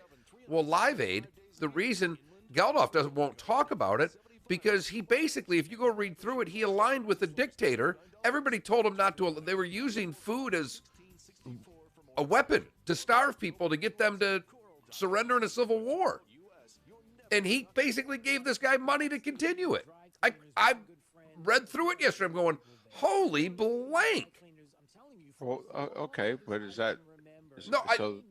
that why we can't see Live Aid? No, that's not why we can't see Live Aid, but I did not realize what a farce all the money that was raised was. And a great businessman. Look, you're going to love Stadium Dry Cleaners. They have discounts. Well, that's disappointing to know. Yeah. That, and also that Mississippi was the basis, the final straw in the French Revolution yesterday, because Bastille Day was yesterday. Right. And basically there was this, basically a land scam. The Cape Coral land scam before that was in the mid-1700s, when people were investing in this land called Mississippi in the Paris stock market. And apparently the sell-off, it was one of the biggest financial crashes ever. And it was the last straw of the middle class saying, you guys have no idea how to run our government, and thus the French Revolution. So in other words, not much has changed.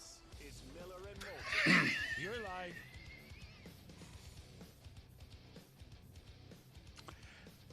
28 minutes past 7 o'clock. Listen, I know you hear me say it a half dozen times a show. You really should sign up for the Miller and Moulton YouTube and Twitch.tv channels. All right, because the commercial breaks are not bad. They're not bad, and they venture off topic. All right, so just they're free. They're available to you. Check them out. We think they're worth your time. 479-5551. That's how you can chime in on the Williamson Brothers Marine and Roofing text and talk line. 479-5551. All right, lay it on us. All right, David. Yesterday, NBC Sports Boston spotted Coach Belichick out on the town. Out on the town. Out on the town. Right. And it was obvious that Bill was in Connecticut. He was in Branford, Connecticut with a camera crew. And it was pretty obvious that something was being filmed. And the reason, David, that I say this is end of the world type stuff is when you think pitchman, Peyton has been a great pitchman. Yes.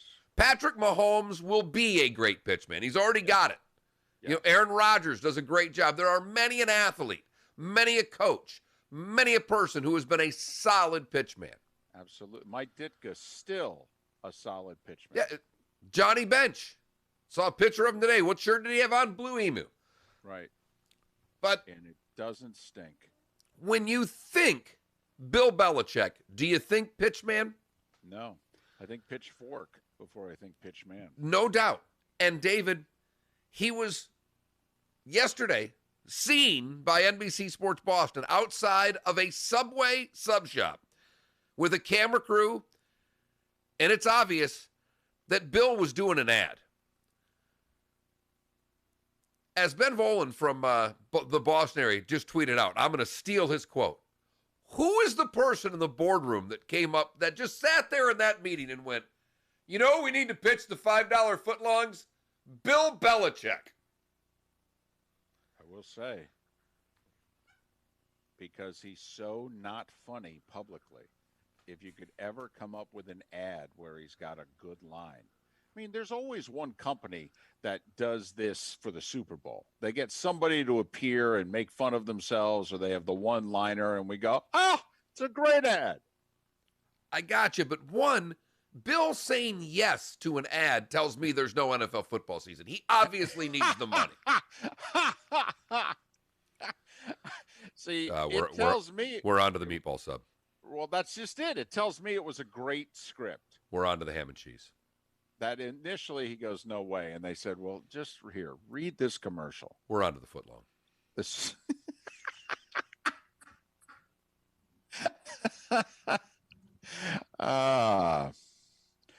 well, they do have daily specials, I mean, he could. No, I don't do mayonnaise, just mustard. We're on to the BLT. Right. I like the bread. Bread smells good. It's fresh. Right. Come on, there's a good ad here. Sometimes they cut it in half. Sometimes they don't. Sometimes cheese, sometimes not. Right. There's a good ad here. Got to admit. They've got both white American and regular American cheese, and I'm a big fan of American cheese. Big fan of America. My dad was in the Navy. Right. Mm-hmm. So, I don't know. Belichick doing an ad. You're right, David. It could be the greatest 30-second ad ever done. Now, I despise Subway. You couldn't pay me to eat that slop. So there's no way it's going to influence me. Listen, I do love how you have never held back about food places, and it didn't matter if they were a sponsor, a potential sponsor, don't give a damn. what have you. You've never cared. Don't care. You've always been that way. You're like, listen, do not expect me to compromise with my food. I'd rather Subway not advertise on our show. Oh, stop it. Come on. It's awful. It's awful. I'll take all. And thank goodness we live in the land of the public sub.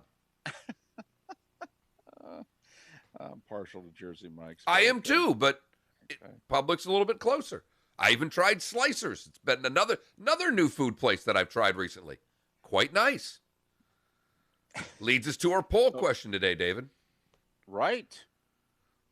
What have you added to your life more recently? A new food item or a new friend? 85% of you have said a new food item. You know what we should have asked? We should have had C, but have you added either in 2020?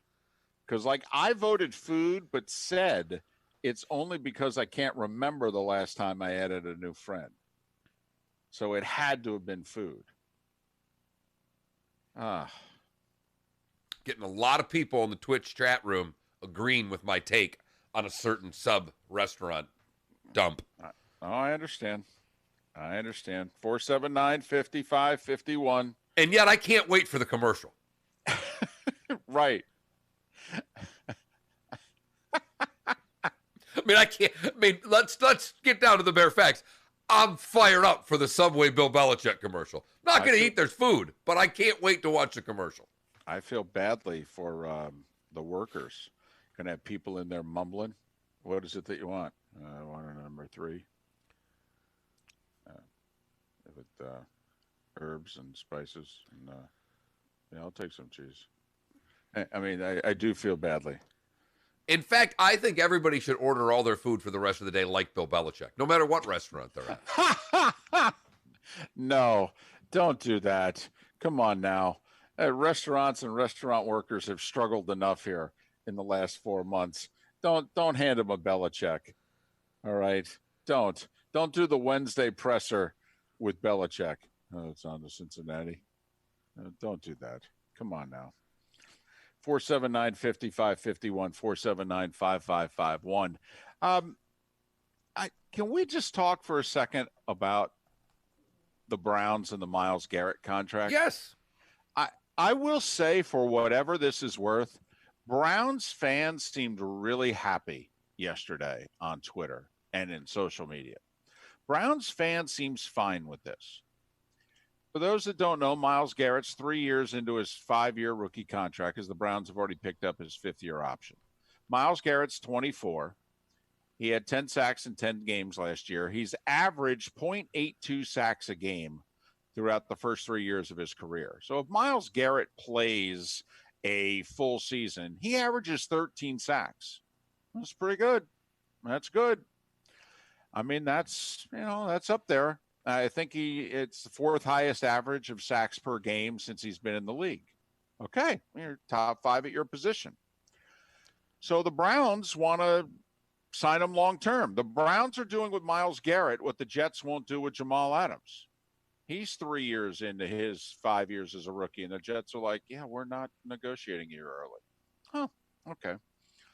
So, no, Adams a safety, Garrett a pass rushing defensive end. The Browns are reportedly, later today they'll make it official, adding onto the $19 million that Garrett's going to make over the next 2 years on his rookie deal. They're going to add 5 years at $25 million a year. That's $125. So Myles Garrett, who's 24, will be under contract with the Cleveland Browns into his early 30s. 7 years, $144 million, 20 and a half a year on average. But the extension is worth $25 per.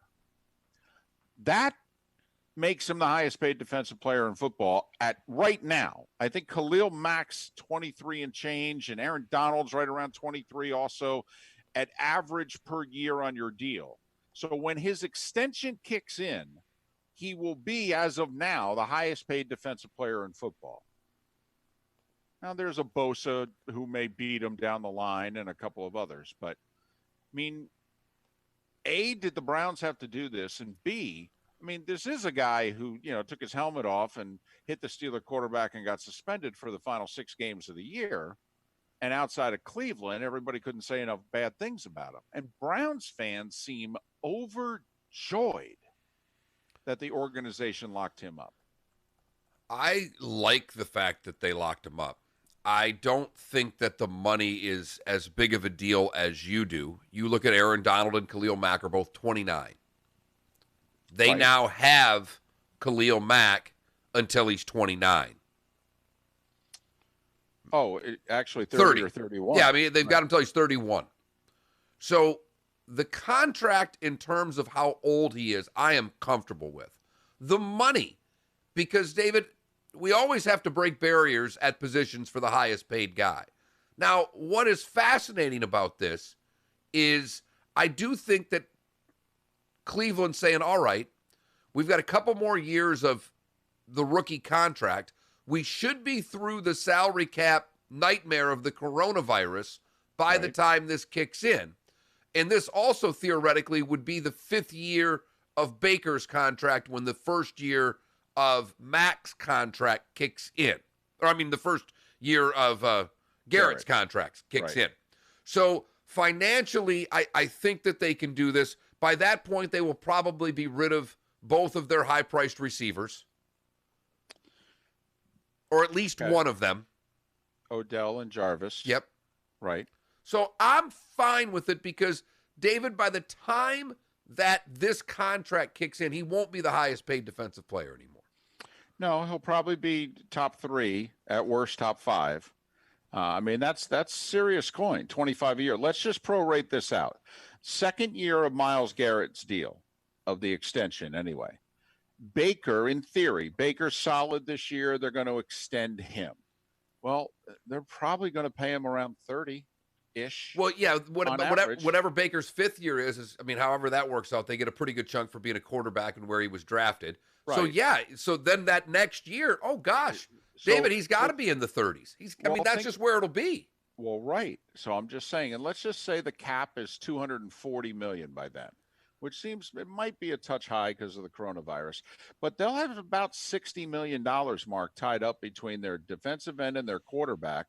If they still have Landry and Beckham on the team, they'll have at least 25, if not another 30 million. I mean, Mark, you're talking 40% of the cap will be tied up in 4 guys. Well, first off, there's no way both those receivers are still way.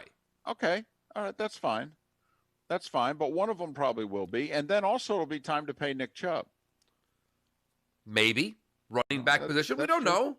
Well, but even if you have to tag him twice, I mean, that'll still cost you a pretty penny. But, I mean, is.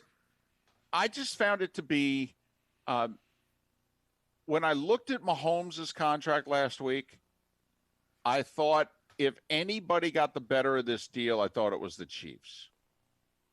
That I thought Mahomes left money on the table. I don't believe Myles Garrett left a dime. No, I would agree with that wholeheartedly. I mean, I think that he got the better of this deal. The other thing that I'm curious about is, I mean, statistically, on paper, Myles Garrett's a top 5 defensive end in football. He might even be top 3. Do we think he is, though? On paper, that's how he grades out. But there are certain baseball players and football players who put up stats, but their teams haven't won. And there are certain people around the league that go, well, you know, he's a great guy to have in your fantasy league, but he doesn't help them win. Well, the stats with Myles Garrett on the field are pretty telling. They're good. I would say, David, that at least to me, I think he got all his money. One, we've got to see how the contract lays out because it could start at $20 million a year. And, you don't know how this grows over the 5 years because that is important in terms of percentage of the cap, David, because we know it's going to go up over the next 7 years. We just don't know how much. So how is that done? 1. 2, I love it because I think he's more important to them winning than either of those receivers are. Well, they're paying him. I mean, it's very strong likelihood that he will be the second highest paid player on the team by 2023. That Baker will be the highest paid and he'll be the second highest paid. And if you're a Browns fan, are you okay with that? Does that make sense to you? It's like, well, I mean, I have to admit at first glance it does because you could argue, well, he's the best player on the team. And it's the most important position on the defensive side of the football. If you don't have someone that can get after the quarterback, you're worthless in this league. Now, of course, the irony is there's been talk all offseason that the Browns should add another defensive lineman. They should add a Clowney. They should add an Everson Griffin. I mean, I'll say this. If you've got Myles Garrett for $19 million over the next 2 years, how do you not offer 32-year-old Everson Griffin a 2-year deal that's comparable and say, hey, until we have to start blowing open the bank here for Garrett and Baker and what have you, we can afford you. I mean, there's a report that came out a couple days ago. There's still 5 NFL teams out there who have $25+ million of salary cap room. And Cleveland's one of them. The Eagles were one of them. Oh, by the way. And did you see their big left tackle, Jason Peters, decided to come back but play right guard? Now, we'll see how long that lasts. I mean, he's the best tackle in the building. I mean, it's kind of tough to play him. I know you want to play the first-round pick from a year ago and you want to get him in there and what have you. But, when the other guy's better, when Wentz gets hit a few times, at what point does he look over the sidelines and go, you sure we can't put the big guy at right guard over there? I didn't get hit nearly as often when he was over there. Just Myles Garrett, 5 for 125 extension. That's serious coin. That's big money. That's a new salary structure on that side of the ball. Is he the guy to break the bank for? Do you think of Myles Garrett the way you think of Aaron Donald and Khalil Mack? Because those are the last two guys to change the financial structure on that side of the ball. 24 years old. I love it for what it's worth. I'm fine with it. I want to see the deal. I want to see if indeed it goes from 22 to 35 at the end, if you know what I'm saying. Right. I mean, the AAV is what it is, but I know what you're saying. That is, some years it could just, cost you more cash. 479-5551 chiming in on the Williamson Brothers Marine and Roofing text and talk line. Today was the day when. Coming up, Seth Everett in 40 minutes. Thanks so much for being with us. Southwest Florida's Fox Sports Radio. Drive home with the Doug Gottlieb Show. The reason he wasn't in the league is the same reason Kaepernick wasn't in the league, and the same reason lots of these starters fall out of the league. Are you willing to take pennies and to either fight for a starting spot? Belichick may be ordering a Brady. By the way, who was OK Music here? When you say Subway is the Tropicana of sub shots, do we mean Tropicana Field or Tropicana Orange Juice? Because either way, I'm fine with your point. Yeah, I took it as orange juice when I first looked at it. Because nobody ever calls it Tropicana. They just call it the Trop. So that's how I took it, OK Music. And I'm fine with either one because you're right. Because Tropicana's, it's a garbage orange juice. Did you see Memphis Tom's message? Breaking news. I just got a Facebook friend request. Yep. So I just logged out. Yep. That's funny. That funny. I know funny, that funny.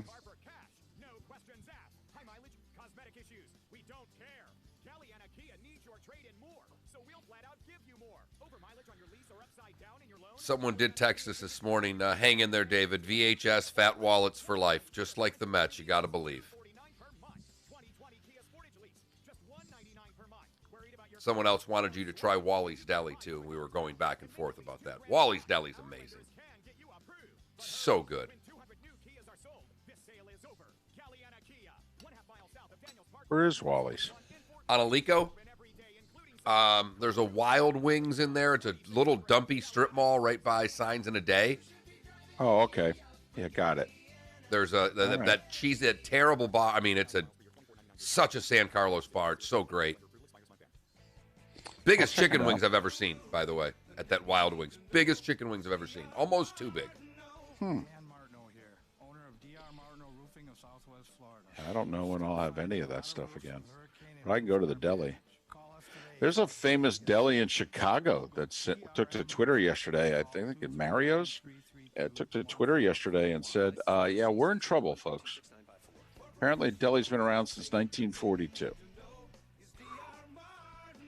Apparently, most people feel it's the best deli in the city.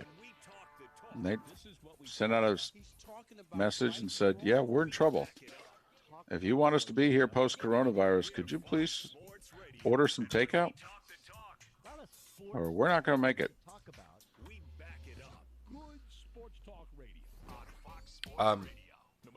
The Boston Globe just tweeted out that the White House is no longer having anybody give their data to the CDC. It goes directly to their folks now. Right. That came at New York Times, had it last night. Okay. I saw the Globe put it out sometime during the show this morning. That's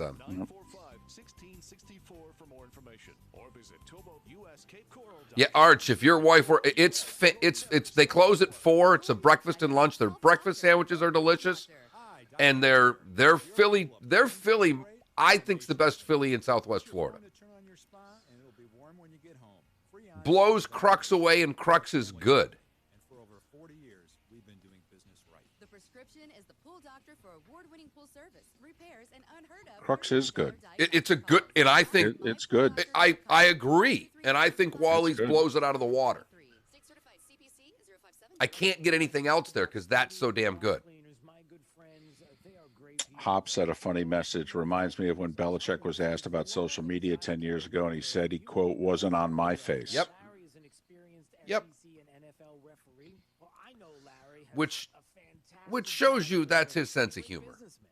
Look, you're gonna I'm love telling you. Stadium Dry Cleaners. They have discounts for our first responders and seniors. They have multiple locations near Publix at Daniels Crossing in Fort Myers, the Gateway Trade Center in Fort Myers, and the Elegant Image Dry Cleaners next to Walgreens on Del Prado in Cape Coral. They are Lee County's leading dry cleaner since 1988. How do you become a leading dry cleaner? I'm telling you, I trust my Are you one time a trailing dry cleaner? Well, you had to be the underdog at some point. Right. Now you've become the favorite. I think longevity.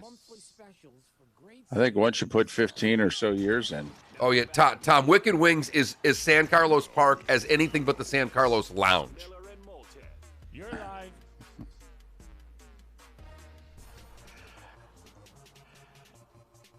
The food discussion continues during the commercial breaks. Another reason to sign up for the Miller and Moulton Show via our YouTube and Twitch.tv channels, simply Miller and Moulton. Our poll question, which you can find at that Mark Miller, the David Moulton on Twitter, or millerandmoulton.com. So what have you added to your life most recently? A new food item? And I don't mean just tried it. We're talking about now it's part of the rotation. A new food item or a new friend. And food is winning going away. And Benjamin responded, said both. Wife got me a smoker for Father's Day, so there's smoked meat in my life on a regular basis. Also made a new dad friend. Look at you. That. Look at you, Benjamin. That's impressive. Wait. Maxing out during the pandemic. Look at you. Benjamin. You're winning the coronavirus, Benjamin. Thank You goodness are somebody is. winning. Thank goodness someone is, Benjamin. Way to go, and congrats to your wife. 8 minutes before 8 o'clock, time for... Miller and Moulton's Today Was the Day When, giving you the history of today's date so you're a beacon of useless knowledge around the office. Useless, but a lot of fun to talk about. This is Today Was the Day When, Fox Sports Radio and FoxSportsFM.com. We start today in 1876, David. Baseball's first official no-hitter. George Bradley of the St. Louis Brown Stockings no-hits the Hartford Dark Blues. Your final score, 2-0. He had a 12-6 curveball, Mark. George did? Just fell right off the table. 1909, Ty Cobb goes yard twice. Oh, no, he didn't go yard. He had 2 home runs. Neither of them went out of the yard. 2 inside the park home runs against the Washington Senators. 1912, Jim Thorpe placed top 4 in all 10 events of the decathlon to win the gold medal in the Stockholm Games. The medal was stripped in 1913 because he played pro baseball, finally reinstated in 1982. 1920, Babe Ruth ties his home run record. It was 29. Right. And then he hit 50-something and eventually 60.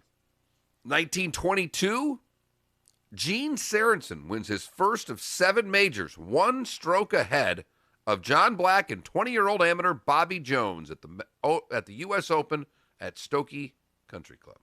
1923, at Inwood Country Club, Bobby Jones would get his first major, winning by 2 in a Sunday playoff. 1927, Bobby Jones again goes wire to wire to win the British at St. Andrews. 1945, Byron Nelson wins his 5th and final major, winning the PGA. See, that is the one thing about golf. I mean, Byron Nelson, that's a arguably top 10 player of all time right there. 5 majors. You win 5, 6 majors in golf. That's why Rory and Koepka with 4 each. Trevino won 6. Faldo won 6. Phil's got 5. They add 1 or 2 more. You start getting into rarefied air. Watson had 8. Arnie had 7. There's no doubt. And to me, it's going to be harder and harder going forward because we talked about just how good so many of these young players are out there. 1960, Brooks Robinson would go 5 for 5, including going for the cycle against the White Sox. Speaking of Arnold Palmer, David, it was his first of consecutive Open championships when he won today at Royal Birkdale in 1961. Finished second in 60, won it in 61 and 62. In 67, Robert DiVincenzo would win his only major, beating Jack at Royal Liverpool. Roberto DiVincenzo. Oh, They yeah. left- They left the O out, and I know They that, did. and it's just reading 10 things. Dave, I just read what they wrote, David. I know that.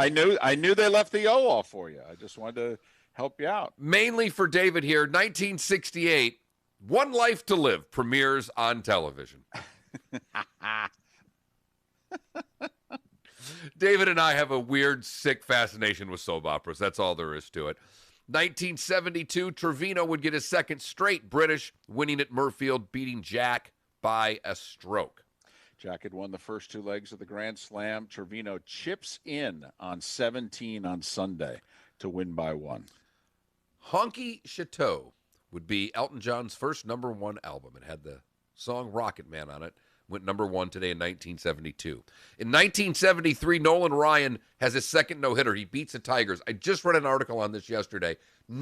Apparently, it's one of Ryan's best games ever. No one could come near him.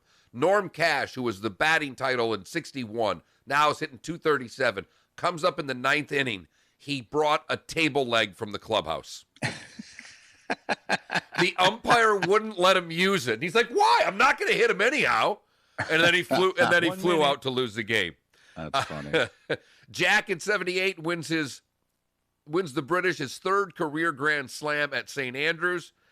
Johnny Bench hits .314 as a catcher and breaks Yogi's record in 80. Die Hard released in 88. Wedding Crashers in 2005. If you were born today, you share your birthday with Alex Karras, born today in 1935. Linda Ronstadt, born today in 46. Governor Jesse Ventura, born today in 1951. Supermodel Kim Alexis is 60 years old, and Damon Lillard is 30. And that is, today was the day when, on this July the 15th. Die Hard, a Christmas movie? It really isn't. I don't think so It's either. really not. It's just fun to say because it honks people off for whatever reason. Yippee-ki-yay. Miller and Moulton. We miss our baseball. Getting baseball back on the field. Come back and play kicking and screaming. There will be baseball. Baseball's back. Where do we go from here now? And the marathon will be a sprint. This has a chance to be the most exciting regular season that we've seen in decades. An unprecedented season. 60-game season. In unprecedented times. Through all the health concerns. How it plays out. Every game matters. Everybody does have a chance. Will play out. We shall see. On Southwest Florida's Fox Sports Radio.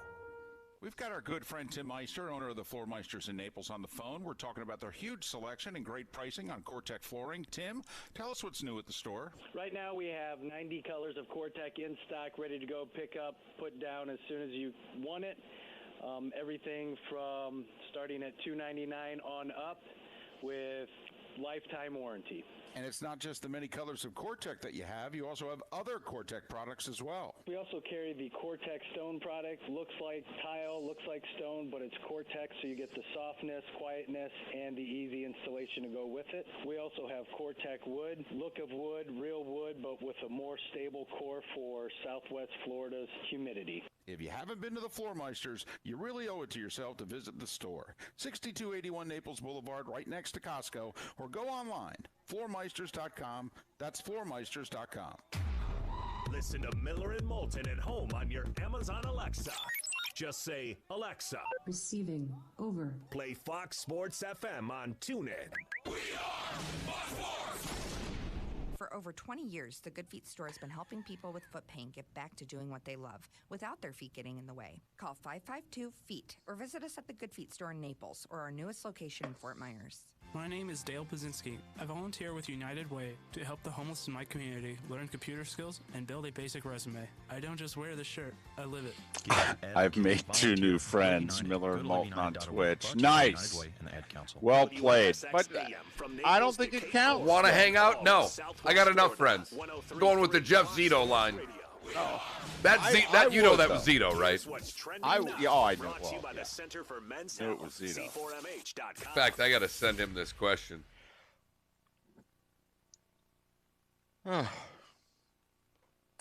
Does it count if you're following us on Twitch? Can you consider us friends? No. If you're a longtime listener of the show, No. Are we friends? No, we don't hang. I don't have your phone number. We don't text. We don't talk. Well, we can text. Yeah. First off, that applies more to me than David, because David gives everybody his phone number and will answer your texts. I will. Actually. That's the best part, is that you get random texts from numbers you don't know and you answer them. I delete them. I have answered a sports bet from a bar at night out of a deep sleep because somebody got a hold of my number and called.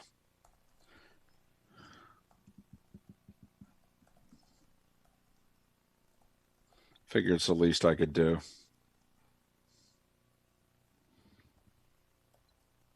Just our way of saying thanks for listening. Yep, that's it. Miller? But since we can't sit next to one another, I was thinking about the first break, toasting my English muffin and saying, hey, it's English muffin time during the starting five. And Moulton. Love BOGO English muffins. You throw one on the counter, you throw the other in the freezer. There you go. For a week, then you take it out. When you've got BOGO, it's like, hey, knock yourself out.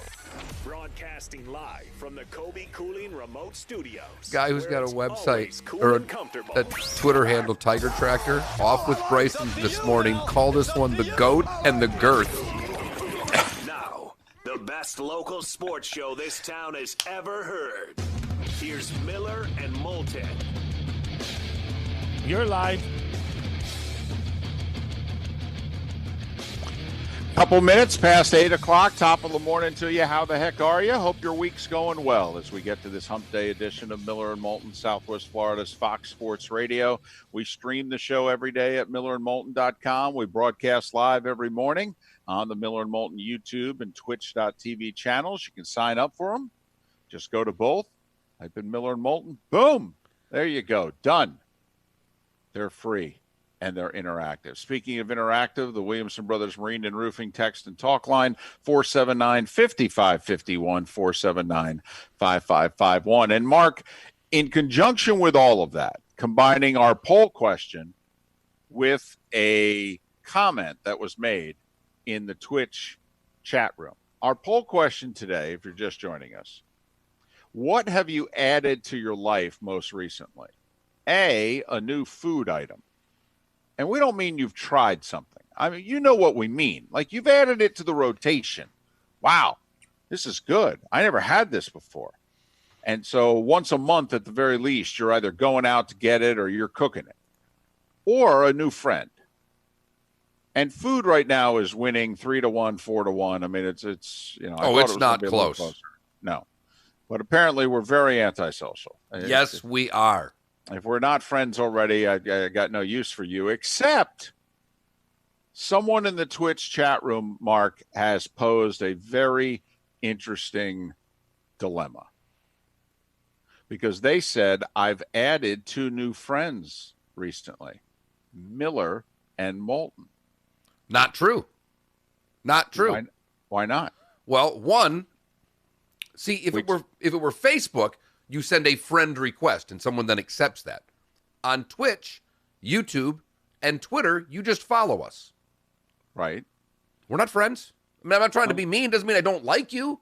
You're probably a really nice person and contribute wonderful things to society. But we're not friends. Well, we talk to him every day. He can see us. We talk about our lives on the show. I mean, he feels as if he knows us. All right. And he does communicate with us. I mean, he sends in text. We answer them on air or off air. I mean, Mark, I almost feel as if I communicate with this person as much as I communicate with my wife. That's a you problem. Or a her problem at this point. I mean, she's not communicating with you a whole hell of a lot either. Well, it depends. It depends. If you were her, you wouldn't either. But that's a whole other story. So I'm just wondering, Mark, a longtime listener of the show, are we friends? With you, yes.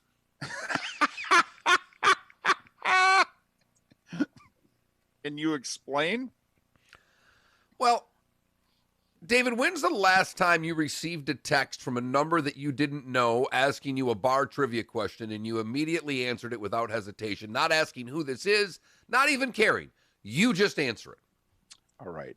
I haven't gotten a bar trivia question here in a little while, All right, I must admit. but just a random sports question, a question in general, from you look at it and go, I wonder who the hell this is. Well, I will say that, when I had my health crisis, I got a lot of texts. And I'm not afraid. We're covering a lot of ground here today. We really are touching on a lot of things, because this also brings me to a quick sidebar. How many of you get a text from a number you don't recognize, and do you have the courage to say, who is this? Oh, absolutely. Okay, a lot of people don't. It's what excuse do you use, though? There's a couple of different methods. See, I think you and I are just to the blunt of, hey, I don't have this number. Who is this? Whereas a lot of people will pull the lie. Oh, they just go along with it. No. They pull the lie. They go, hey, I got a new phone. I updated something. I didn't keep all my numbers. Sorry, I don't know. I don't recognize this number. There's a little game you play when what you're actually saying is, you're not that important to me. I didn't save your number in my phone, and I don't really give a damn, but I've got to figure out, are you worth answering? True. If this was a poll question, all right, I think there are 3 potential answers. All right. When you get a phone number that you don't recognize, A, do you ask them, who is this?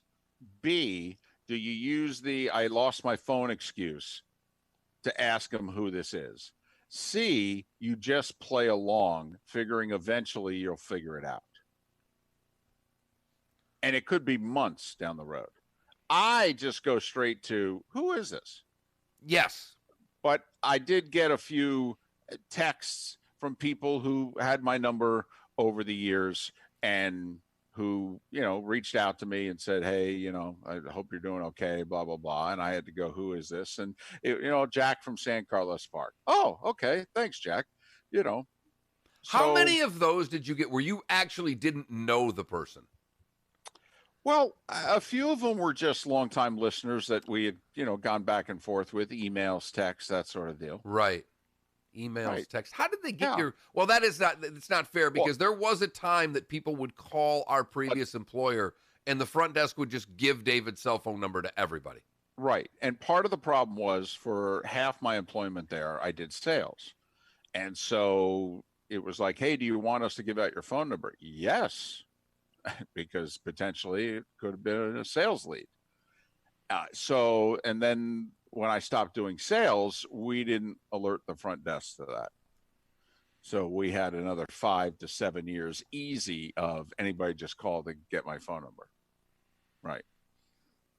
So I got woken up on the road. I got woken up in Baton Rouge on a Friday night, Saturday morning. Couple of guys drunk at a bar, need to answer a bar trivia question. Okay. Thanks for listening. I wouldn't answer. I'd block the number. And that is the basic difference between you and I. This was early days. This was before I had, put every call you get, a name comes up. I was just whatever. It didn't have as much spam as we have now. A number came up. You were like, come on. If you see it in the 239, there was a long while there where you looked, you saw a 239 area code. You answered the phone. Oh, don't quite know who this is, but so this will be interesting. Depends on the day for me now, because now you get so many spam calls that they figured out how to have a 239 prefix. And I will go a month without answering my phone if I don't recognize the number. But every once in a while, I'm feeling a little frisky. So I take the call and just see how long I can keep the other person on the line, if it's an actual person and not a robot call. But I've had a lot of messages where they call, hey, I talked to you a month ago about refinancing, and it's a recording. So I'll get to the person and act like we're best friends before I end the call. 479-5551, 479-5551, the Williamson Brothers Marine and Roofing text and talk line. Poll question, as we said, what have you added to your life most recently? Something new with food that's now in the rotation, not that you tried it once, or a new friend. And fortunately, we had a gentleman last hour who said that he added both at damn near the same time. Very impressive. That is. Well done, sir. Very impressive. A minor footnote in the sports world yesterday. I think it's significant, but I also find it most fascinating, Mark. Think about what's transpired in the last week. The PGA Tour announced they're not going to have fans for the rest of the year. Remember, Mark, we were supposed to have fans beginning tomorrow. Yep. At Muirfield, at Jack's tournament in where? Ohio. The conferences, a couple of them in the Northeast, whether they be small Division I or Division III, have announced that they're not going to be playing sports in the fall. And either they've canceled them entirely or they've moved them all to the winter and spring.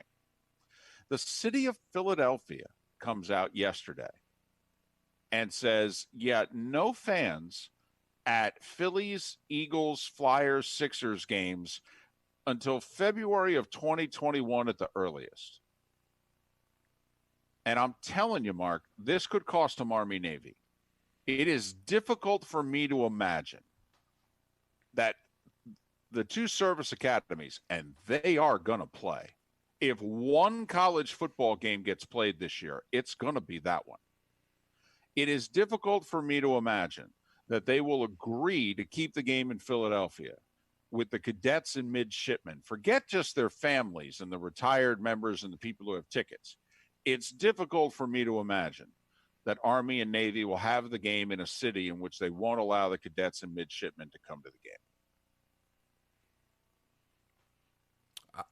And the game was not excluded because obviously the Eagles would be like, well, what do you mean you're making an exception for Army and Navy? You're not going to make an exception for us. So there's a part of me that thinks this game might get moved. And it's a golden opportunity for a community that could never otherwise get their hands on the Army-Navy game. Now, obviously, they're going to want to stay close. The likelihood is that you can't be a community all that far away and say, hey, we'll take care of it, because they'll probably want to damn near bus to it if they could. But still, it's tough for me to imagine that game takes place in Philadelphia with the city of Philadelphia, right, not the governor of Pennsylvania. Okay, the city of Philadelphia deciding on their own, this is what we're going to do. And they played it in Baltimore a couple of years ago, right? And they're going to play in New Jersey / New York in 2021 on the 20th anniversary. It won't be the actual date, obviously, but the year of the 20th remembrance of the attacks of September 11th. So they're playing at MetLife Stadium in 2021, but they have, otherwise, there's no other games that are being played everywhere else. This year, and then for like 5 years after that one, they signed a long-term deal with Philly. You know, they had it at Daniel Snyder Stadium one year. 2011, the game was there. 2016, the game was in Baltimore because President Obama was at the 2011 game and President-elect Trump was at the 2016 game. So D.C. and Baltimore had those two games, but otherwise the game's been in Philadelphia. Couple of, just to switch gears from the Army-Navy game, a couple of NBA stories that are out there that I think one's a cool story and the other one's amusing. Did you catch the Jimmy Butler story? The only thing I've heard from Jimmy Butler is that he said he's not going to put anything on the back of his jersey. Well, that's not it. What happened is apparently, have you ever called the front desk because of noisy neighbors at a hotel? Like, have you ever had so much noise going on in your travels that you said, can you please tell the folks in room whatever to shut the blank up? No, because you know me, Mark. I know. And I never have either. I just bang on their door, actually, right, and say, hey. I've banged on a wall. I've never gotten out of my room. I've hit the door, like, quiet down. But at the Bubble Hotel, apparently someone, now I didn't think anybody but basketball players were staying there. Apparently they are, or somebody is, because somebody made a noise complaint, and when they came to the room, they found Jimmy Butler drenched in sweat, saying he was working out and dribbling a ball around his room. Well, I could see that, though, bored out of his mind. Right. Now, apparently he's known for working out early, like 3 in the morning, so I could see that, happening and bothering somebody. But I just found that one interesting. But did you see the Shaq story? Well, hold on. We're getting back to Butler. Legend already has it. When Jimmy signed with the Heat, his very first day, like he had signed with the Heat, and the next day, workout was at like 10 a.m. Butler was there at 3 in the morning. That's the rumor, that he loves to. Right. He's working out, and that, so it makes sense. Now, in this article that I read, they literally also threw the conspiracy theory out there that Jimmy Butler called on himself to make sure that it got leaked out that he was working out in his room. Because who's in there but basketball players? And that's why I found that part of it interesting. Like, I just, hey, go get your workout. But Officer Shaq was back at it again yesterday. Apparently a lady on the interstate on I-75 around Gainesville had a tire blowout. Oh, wow. Who helped out? Shaq. Papa Shaq himself? Yeah. Stayed with the woman until deputies arrived on the scene. That was nice of him. Is there anybody cooler than Shaquille O'Neal? Boy. I mean, I think he might be the coolest guy on the planet. Shaq is one cool dude. And I know from our mutual friend who works for Shaq, Shaq's not a partier. Shaq doesn't drink. Shaq's never touched drugs. But Shaq likes to DJ and party all night, but he doesn't, he's not a big drinker. But he is just a riot to be around and keeps doing good things for people. Very few star athletes have had the post-playing success to their image, to their bank account, that Shaq has had. I mean, the fact that Shaq is still seen as cool, that Shaq is still likable, all right, that Shaq is still relatable. Shaq hasn't played in a decade. I mean, I don't think did Shaq make it to 2010 playing? He left Miami and he went where? Phoenix? Yep. For a couple years. And, did Shaq make it to 2010? I think that might have been like his last season, but I thought it was around 2009. He's 48 years old. Right. The 2010-2011 season, he played with Boston. Interesting. Okay. Because he was a bit of a vagabond towards the end there. Phoenix, right. Cleveland, Boston. But so there you go. But yeah, the Shaq fist bumped the deputies and then went on his way. Just security. I'm just protecting you, ma'am. It's nice of him, though. And it's Shaq. I mean, a lady blows out her tire, which could be pretty traumatic. I mean, it's not just a flat tire. You get a blowout. That's it. A lot of nerves. It's a car wreck. And women are very nervous, a lot of them, when they're alone on the side of the road. They are. Nothing like having a 7'2" man protect you until the police show up. Don't worry, ma'am. You're safe. I'll take care of you. I love them. Imagine driving by, though. Yes, you're doing 70 or so in the right-hand lane, and you drive by, and then somebody in the car goes, "Man, that looked like Shaq." Oh, come on, get out of here.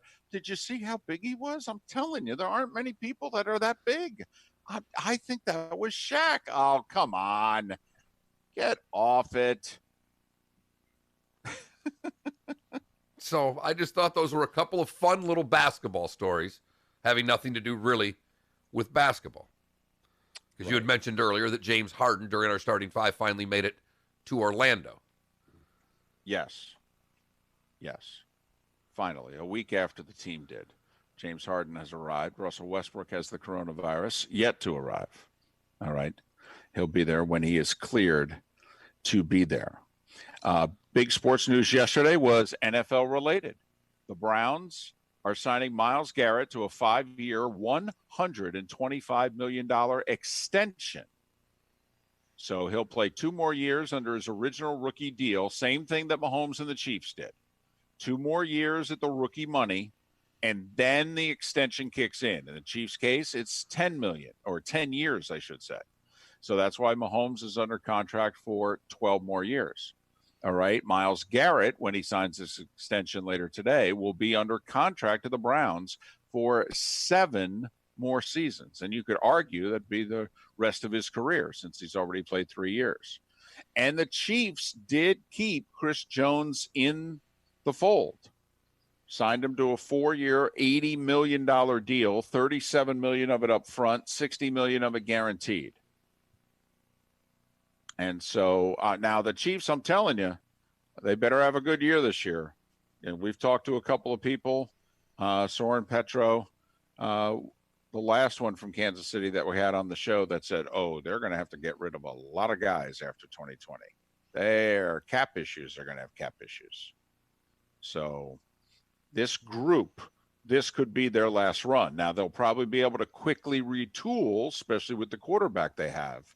But 2021 may be a step back for the Chiefs. All in on 2020, probably a step back in 2021. I don't think the Chiefs are ever going to think of a step back year, however. You know, the Colts never thought of a step back year when you had Peyton. I mean, the Packers have felt the same way with both Favre and Rodgers. But as we've talked, though, I mean, both actually, you know, Peyton and the Colts got to the game twice. For as good as they were and as many games as they won, they got there twice, 1-1. Aaron Rodgers and the Packers have gotten there once, despite all the games that they've won. I'm pretty sure since he took over as the starting quarterback, Mark, they're the winningest team in the NFC. I'd be shocked if it's a different franchise. And for that matter, for all the years that Favre was there, 15 plus years as a starter, they got there twice, won once. Right now, over under Super Bowl championships for Mahomes. He's already got 1. If I put the number at 2.5. I should go under, but I'll lean over. 1, because under's boring. It just is. You're rooting for negative things. 2, the NFC with Rodgers and with Favre was incredibly competitive. When you look at Peyton Manning, he had a couple of things in his way, mostly Tom Brady. And then when things seemed to go right, Ben Roethlisberger made a great tackle, and the best kicker in the league shanked one. So there were things that just happened there. I think it's getting set up right now as the AFC with no Brady and some of the other things. I think I'm going to go over, but I think it would just get over by a half. The smart bet's probably under. So you think that Mahomes in the AFC right now, a bit of an easier run than those other quarterbacks and those teams had during their day? I think, for the moment. Now, that could change really quickly, David, but right now, I like where they are and where they are inside of their own conference. Miller and Moulton, Seth Everett to join us after the break on Southwest Florida's Fox Sports Radio. Look at, there he is, dressed in everything. Just from the waist up, though. Can't hear you, Seth. And when you take off for a little trip, you just have to listen.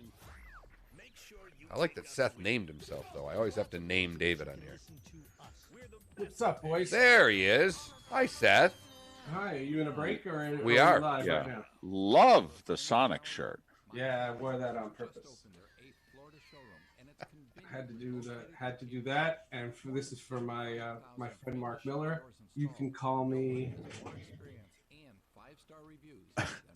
Look at that! I like that. That's nice. Very nice. I've had that for like 15 years. And in the back, there's Eli Manning and Jay Feely and the late great Darrell Hamilton. I don't know if you can see that. I can see Eli. I can't see the others. It cuts off. Yeah. I got to reposition this. Got my new computer yesterday, so I'm setting everything up. Gotcha. This is the first broadcast on this. Okay. Oh, no. That's not true. Last night we did something. You got to ask me about Stratomatic. I had so much fun. I called a simulated All-Star game. It was so much fun, and I have the video with Drew Carey managed one team, and this dude from the band The Stray Cats, Slim Jim Phantom, managed the other team. See the bass player? Yeah. Wow, that's pretty good. I love these show. I love the Stray Cats. Stray Cats, yeah, no, it's Slim Jim Phantom, and he wants to talk to me about something, and I don't know what it is. But yeah, we did this thing last night, and it was super, super fun. Did you play a lot of Stratomatic? No. I played video games. Yeah, you're too young for Stratomatic. I'm a kid of the 80s, but my father, who has Alzheimer's, when I told him I was doing this thing for Stratomatic, that triggered a memory. Which I thought was Cool. really That's really cool. I don't know if he saw it because I'm not waking him, but yeah. Is he home or in a facility? No, he's home. He's like, if a scale of 1 to 10, he's probably like a 3, maybe a 3.5. He's early, but he's mad because he's fixated on the fact that his memory's holding up and he's stuck at home. And he's like, let me get coronavirus because it'll probably be easier than Alzheimer's. Like, that's his, he's kind of in a depressed state. Gotcha. His birthday was yesterday, and like, you couldn't wish him a happy birthday. Like, you know what I mean? Like, it was just like, Dad, you're 70. Congratulations. This is big. And he's just like, yeah, and here I am. What am I doing? I can't go out. Can't go anywhere. I said, you sound like Miller and Moulton. I go, not me. I go everywhere. I will tell you, I wear a mask everywhere. Seth, yeah, I text David. My daughter does gymnastics. No, I know. I go to gymnastics. Not one person has a mask on. Not one parent. It is mind-boggling to me. It's wild. And I get looked at like a leper because I walk in with my mask on. I go upstairs. I walk to the farthest chair. I sit down with my phone, and then I take my mask off as I'm sitting there by myself. And when I leave, I put the mask back on. To get your Face on. ID, you have to take the mask off to get Face ID. That's my only reason. My daughter was getting her teeth pulled, and I sat in the corner with a mask on, and I was trying to unlock my phone, so I went like this with the mask, and the dentist just goes, excuse me, sir, can you put the mask back on? Okay, sorry. We're still getting commercials. Okay, I couldn't hear it. I got him. I'm on it. This should be the last one right here. Is this mic okay? Because yep. Let's go. My that was the other thing. New computer and my mic crapped out. My wire. I need a new wire, so I can't use my fancy mic like David. When we did the show, I had that fancy mic.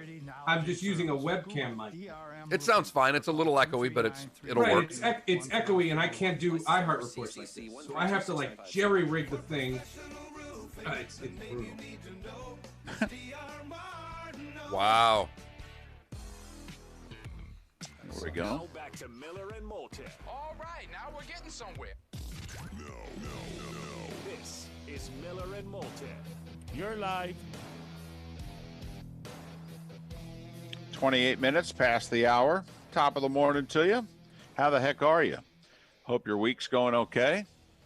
And thanks for starting your day with us, Miller and Moulton, Southwest Florida's Fox Sports Radio, streaming at millerandmoulton.com, broadcasting live. And if you are watching, you can see Seth Everett, maybe for the first time, if you haven't checked him out on his Twitch channel, and you're checking him out on the Miller and Moulton YouTube and or Twitch TV channel. Seth, top of the morning to you. How are you? Good morning, guys. And yeah, I filled in. I did an extra iHeart shift. So I've been up since 4, and I listened to the first hour and a half of your guys' show. And I logged on. I'm super tired, and all I heard you talking about was hamburgers. Yeah, that's our show. Do I have the right channel? Am I in the right place? I didn't understand. I thought maybe I had clicked the wrong thing. It would definitely be possible, Seth, but food happens a lot on our show. Can we just do this for the people watching online? Seth has a Seattle Sonics shirt on. Yeah, baby. Which is outstanding. Love it. And that's the logo when I worked there. So the early logos and the later logos I have no connection to, but that's the logo when I worked. All right. You fired up about the Seattle hockey team? I am, and I keep talking to them because if they need me, I'm coming. Oh, so you go back to Seattle now? I'd go back, yeah, in a heartbeat. All right.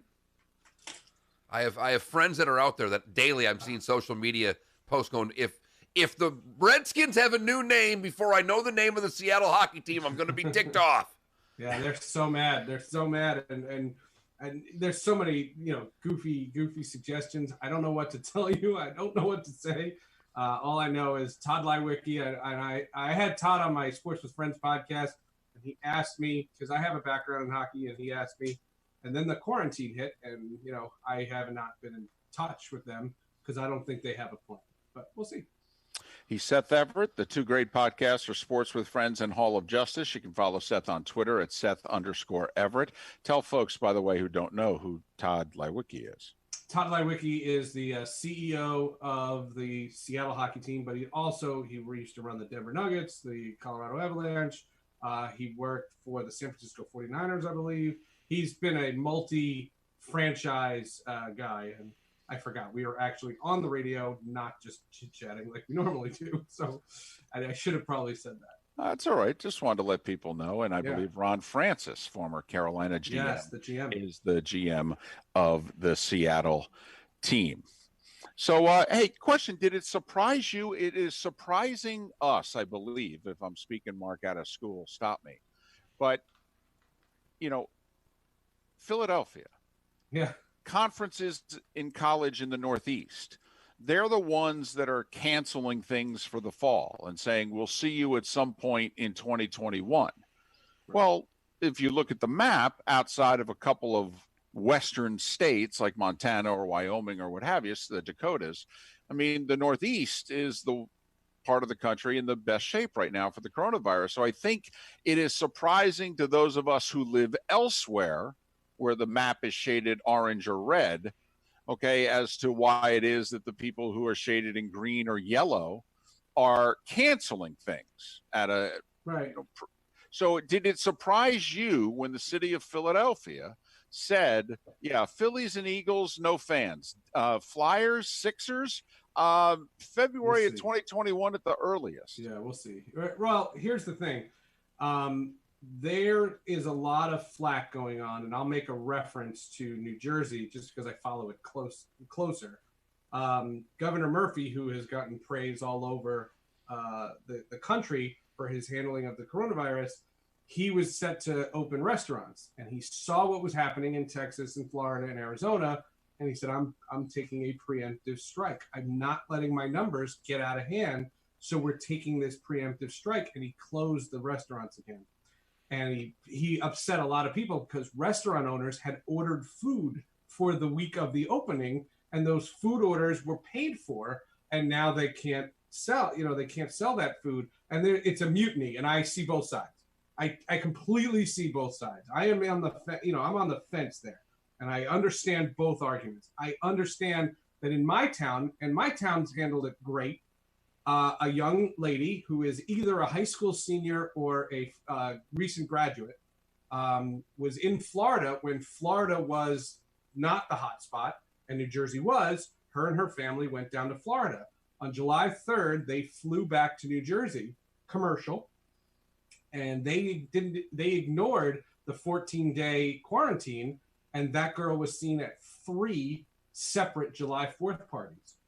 And now there's an outbreak. And on Sunday, when this story broke, because she tested positive, and now everybody's worried, the downtown area of my town saw half the response because people said, well, that's how it happened in New Rochelle. That's how it happens. This is how it spreads. And everyone's in panic mode again. So what I think Philadelphia is doing, I think it is a direct response to Florida, Arizona, and Texas.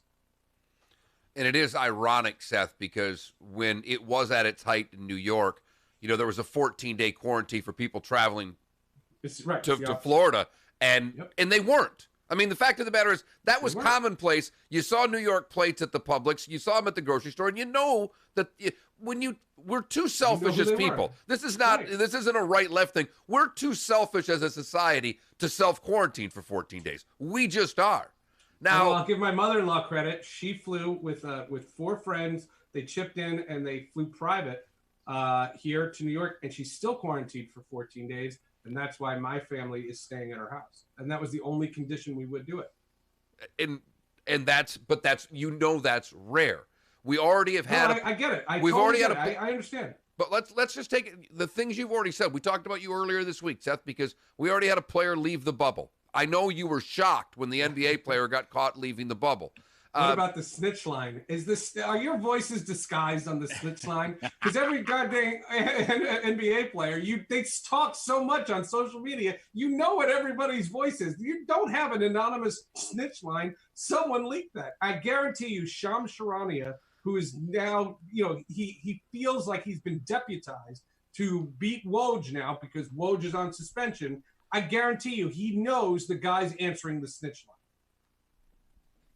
There's no doubt. But, okay, so I mentioned this. What's Toronto going to do in baseball? Do you have any idea, Seth? Well, the last conversation I had, and it was 2 days ago. So if something has changed, and I haven't seen what you were talking about this morning, what I was told is in order to not have the rule is you have by law, you have to go into the airport from, you don't go in the airport, you go straight from the plane to a bus. You go from the bus to the Rogers Center Hotel, and you don't leave that building until your time is over and you go on your merry way. You never really step foot on a street in Toronto. And that's what I was told. The Blue Jay players hate it. And Marcus Stroman, who I still don't understand why he blocks me on Twitter, but Marcus Stroman, I never said anything bad about the guy, but Marcus Stroman said that's inhumane. And that's the reason why the players vetoed the Arizona-Florida bubble that you and I talked about back in April. So that's where it all comes down to. And Toronto, they don't have alternatives. As you guys said, Buffalo, they don't have the facility. And as far as Dunedin is concerned, I mean, you're not going to Dunedin. that's not happening. I think what might happen is they might have to play at another ballpark. Could they put him in Yankee Stadium? Could they put him in Yankee Stadium? I could see that. With all due respect, and I don't to me, to the Toronto Blue Jays, but to the fellow Major League Baseball brethren, suck it up. Well, no. I understand. I'm with you. 10 seconds. With all due respect. So you gotta for 3 days be quarantined in a 4 or 5. No. The Blue Jays have it for 10 days. Hey, I don't know what to tell you. It's tough. Right. I mean, no offense. It's basically a week at a time. You're home for a week. You go on the road for a week. You're back home for a week. It's 3 months. But when you're on the road, you're stuck in a hotel too. No, the players aren't going to do that for 4 months. The reason why the NBA. Your average salary's $5 million, prorated. Don't get mad at me. I know. Suck it up. I said the best plan was Florida and Arizona in September, October, November, with the playoffs and World Series in December. And I've stood by that since April of this season. And they said no immediately. I told both the union and the league, I suggested that because I wanted isolation. Because why have I been so pro NHL and so pro NBA is because there's bubbles. As funny as the stories are, they work. And the football plan is easily the dumbest thing I've ever heard. The no trade jersey rule, the face shields with holes in them. Good luck, NFL. Good luck. You're going to get – and they want to reduce the preseason rosters from 95 to 80. And the amount of staff allowed on the field – staff, forget fans. The amount of staff allowed on the field, excluding players and coaches, is 184. That means you have 300 people on a football field. Nobody's wearing masks. The NFL is, and you're telling me that the NFL saw what was going on since March 12th when Rudy Gobert tested positive, and this is the best plan they've got? Shame on them. If the NFL doesn't happen, it's their own fault. Well, and I wonder when the exodus of players is coming in the NFL, Seth. And it's coming. Every player I talk to.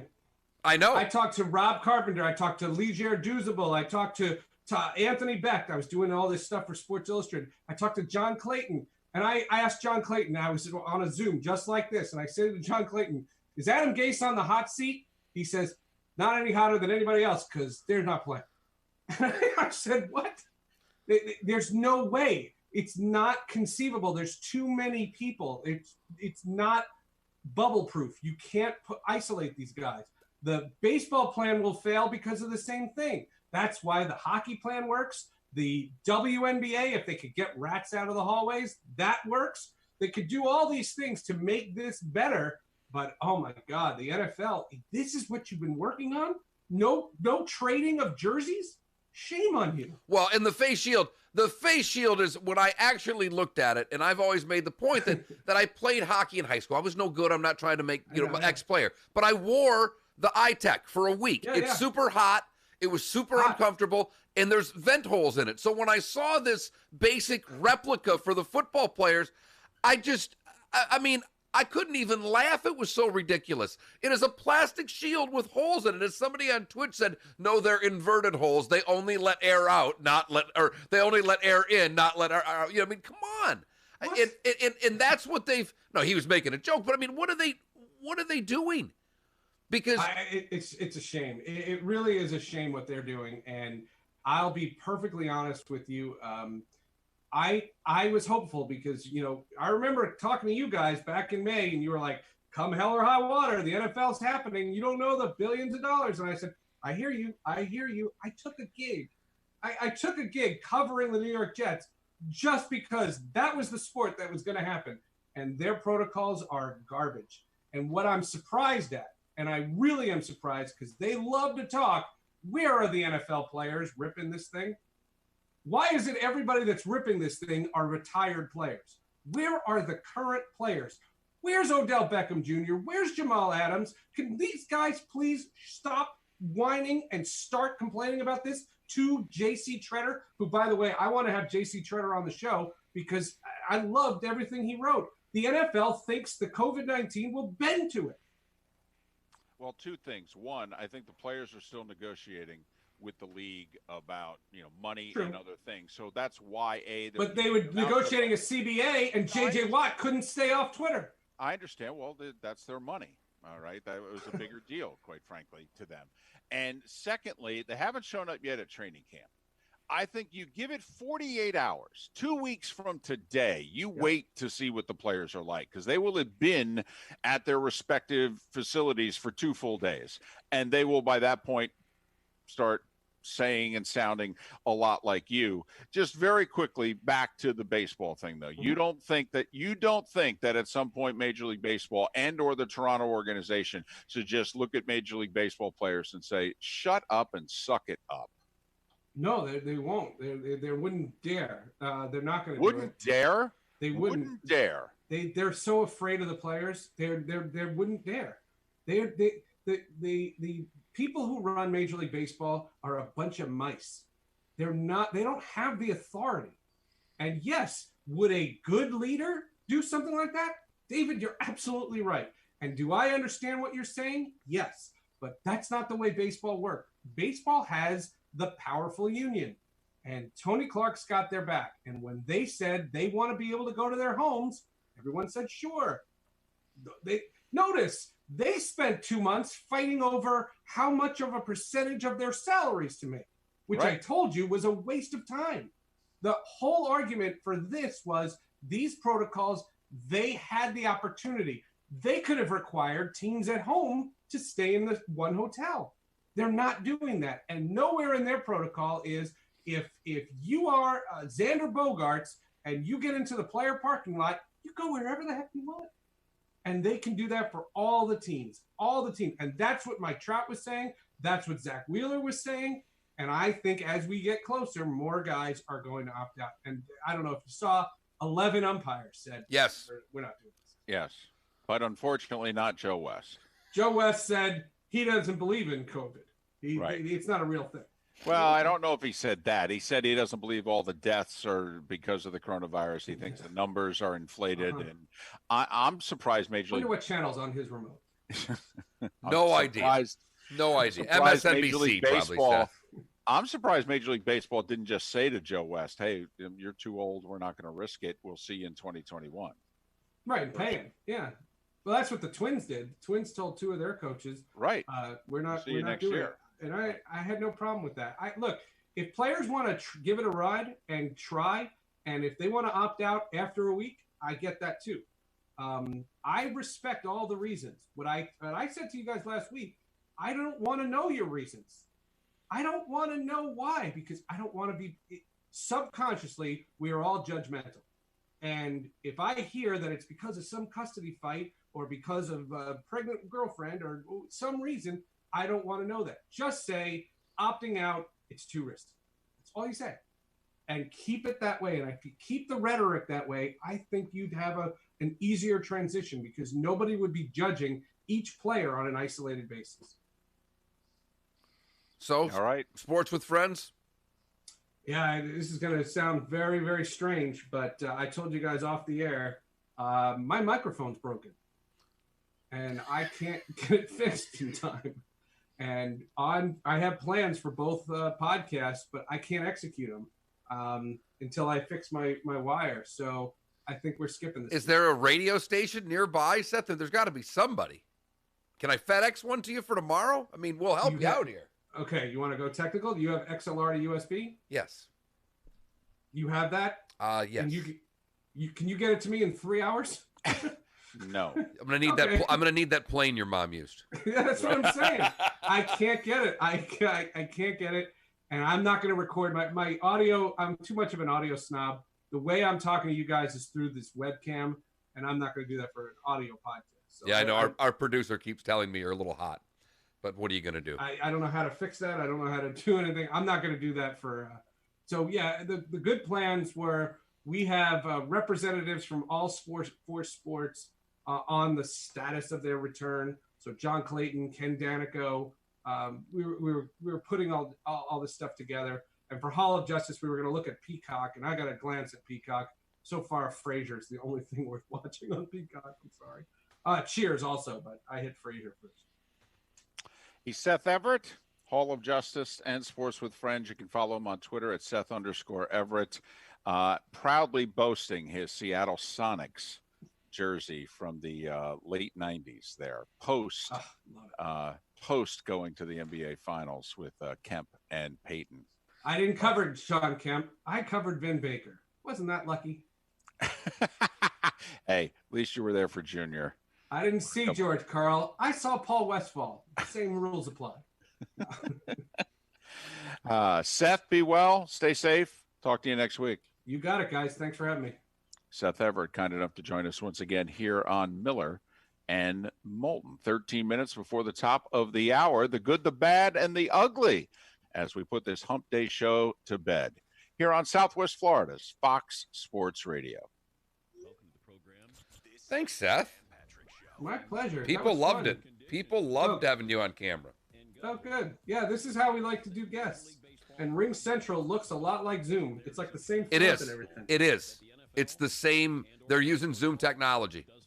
So what's the difference? I don't know, but I get to use this for free because we did a deal with someone locally. But I wonder if Ring... Oh, you have to pay for Ring Central? Yes. It's like you have to pay for the upper level of Zoom or whatever. You know, the one part's free, but then you start adding people. A client, an old friend who's I was a client of his with the hockey team, hooked me up with this. So, well, our hesitancy to go to these things has always been we don't know if they're compatible with Streamlabs because what I'm hearing that's why we use House Party. And right, we can get people on all the time for House Party. The only thing I don't like about this, Seth, is I don't necessarily like the way this sets up, and I can't change it. I'd like to be 3 wide as opposed to how the screen's set up, and unless it's something I don't know how it looks. I don't know how it looks on the. Yeah, basically it's a 3 boxes, and they're like right now David and I are on top, and you're alone on the bottom. And if we're on Twitch, I just want to say yesterday we did that morning show. We're actually thinking of moving our show to the morning to follow your show, and your guys came over, and it was great.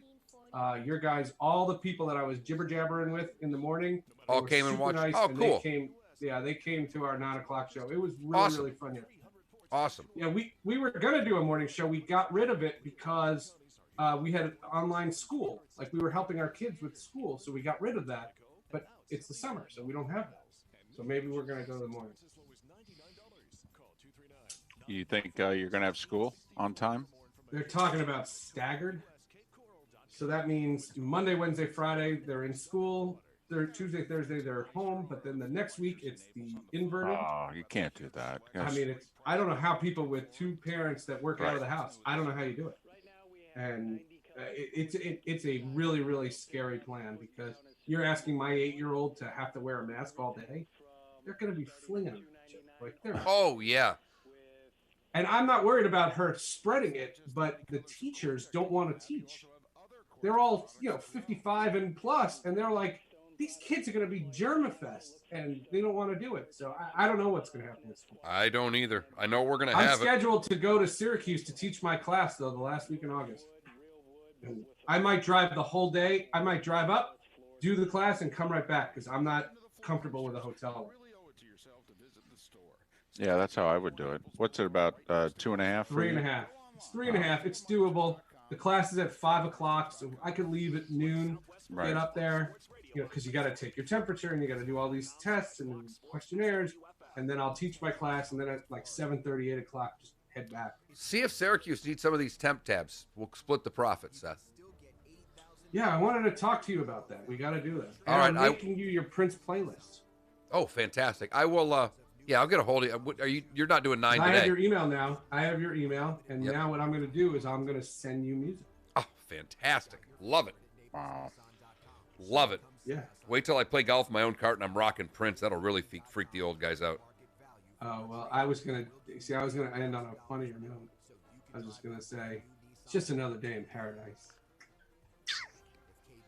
Nice. And I was thinking, while you guys were talking at the end, I was like, if I unplug my headphone and I just blast my iTunes, I could play Something in the Way to Heaven, like the New York Knicks of the 90s used to go in, when that, and Mark would have blown his top, and I thought that would have been funny. Like, I don't know the ins and outs yet. We're still on. We're on commercial. I was just trying to make sure if I wanted to, I could just remove Seth without having to tell him. All right, go to bed. All right, I'll see you guys. See you, Seth. Okay, thanks. Thanks. There we go. Boom, he's out. Go to this. I have to admit, I think it looks good. Oh, yes. Triple box, and then you going from whoever's talking, making them full screen. That doesn't do it on this, unfortunately. It only does it on the Ring Central. I wish it did it on this. I don't think. I'm not watching on Twitch. Bad and ugly on Fox Sports Radio. You're live. For the good today, we go to Montana, where we're not raising any dental floss, but Jesse McFadden was on his way to an interview, and he got pulled over. And he says he was getting his documentation out, and he says, don't worry about pulling anything out. I just want you to know your brake lights are out. Jesse tells the officer that I had them replaced last month, and Firestone wanted to charge $600 to run a test on the wiring. So the officer says, pop the trunk. He taps the lights. They don't come on. Pop the hood. Officer goes over, checks the relay box. Then he starts working on the wiring under the dash. And guess what? The officer fixed the lights for him. Could have given him a ticket. Could have done a lot of things. What he did was help out. For the bad, we go to the parking lots where a woman was called out for parking her Hyundai in a spot clearly marked in a spot reserved for electric vehicles only. When confronted, she just gave an "oh, please," and then says, take this, and starts spanking herself on the buttocks. After that, she goes back to the car to get her cell phone so she can make her own video, grumbling about punks who think they own the world and do what they want. Eventually, two security guards approach, and this particular Karen complains how she doesn't need that stress in her life. Then she finally moved her vehicle, but not before threatening the security guards that she was arguing with. For the ugly, we go to South Florida in St. Lucie County, where a 34-year-old woman was slouched over the steering wheel of her Toyota with her foot on the brake, the vehicle in drive, while sitting in the middle of an intersection just after 3 in the morning. Oh, boy. One person said the vehicle was there for about 20 minutes. Police showed up, and she said she was tired and had not been getting much sleep. She did some field sobriety exercises and was arrested. When she was taken to jail, she forgot about the crack pipe that she had stored in her backside. That, David, is the good, the bad, and the ugly on today, July the 15th, tax day in 2020. Right. And I don't know, there was a story on the news this morning, something about you may have to file your taxes a different way, depending on whether or not you did it electronically. You may now have to do it on paper. I don't know. You may want to call your tax person today. But yes, for those of you, if you forgot, but if you took the 3 months, the government said April 15th could become July 15th, but today then is tax day. Tax day in July. Right. Well, it's that kind of a year, Mark. It is that kind of a year.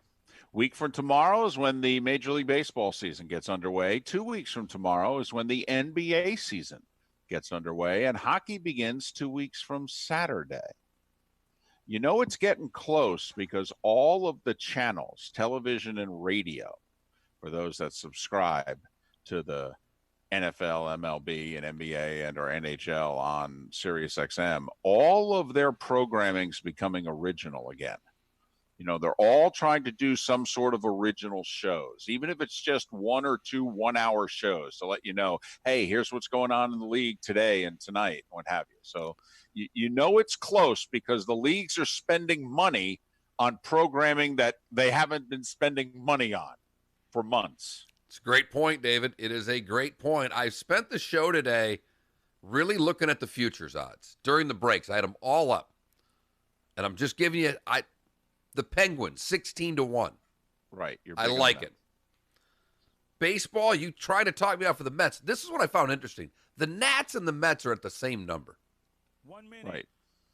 Boy, I'll take the Nats over that one.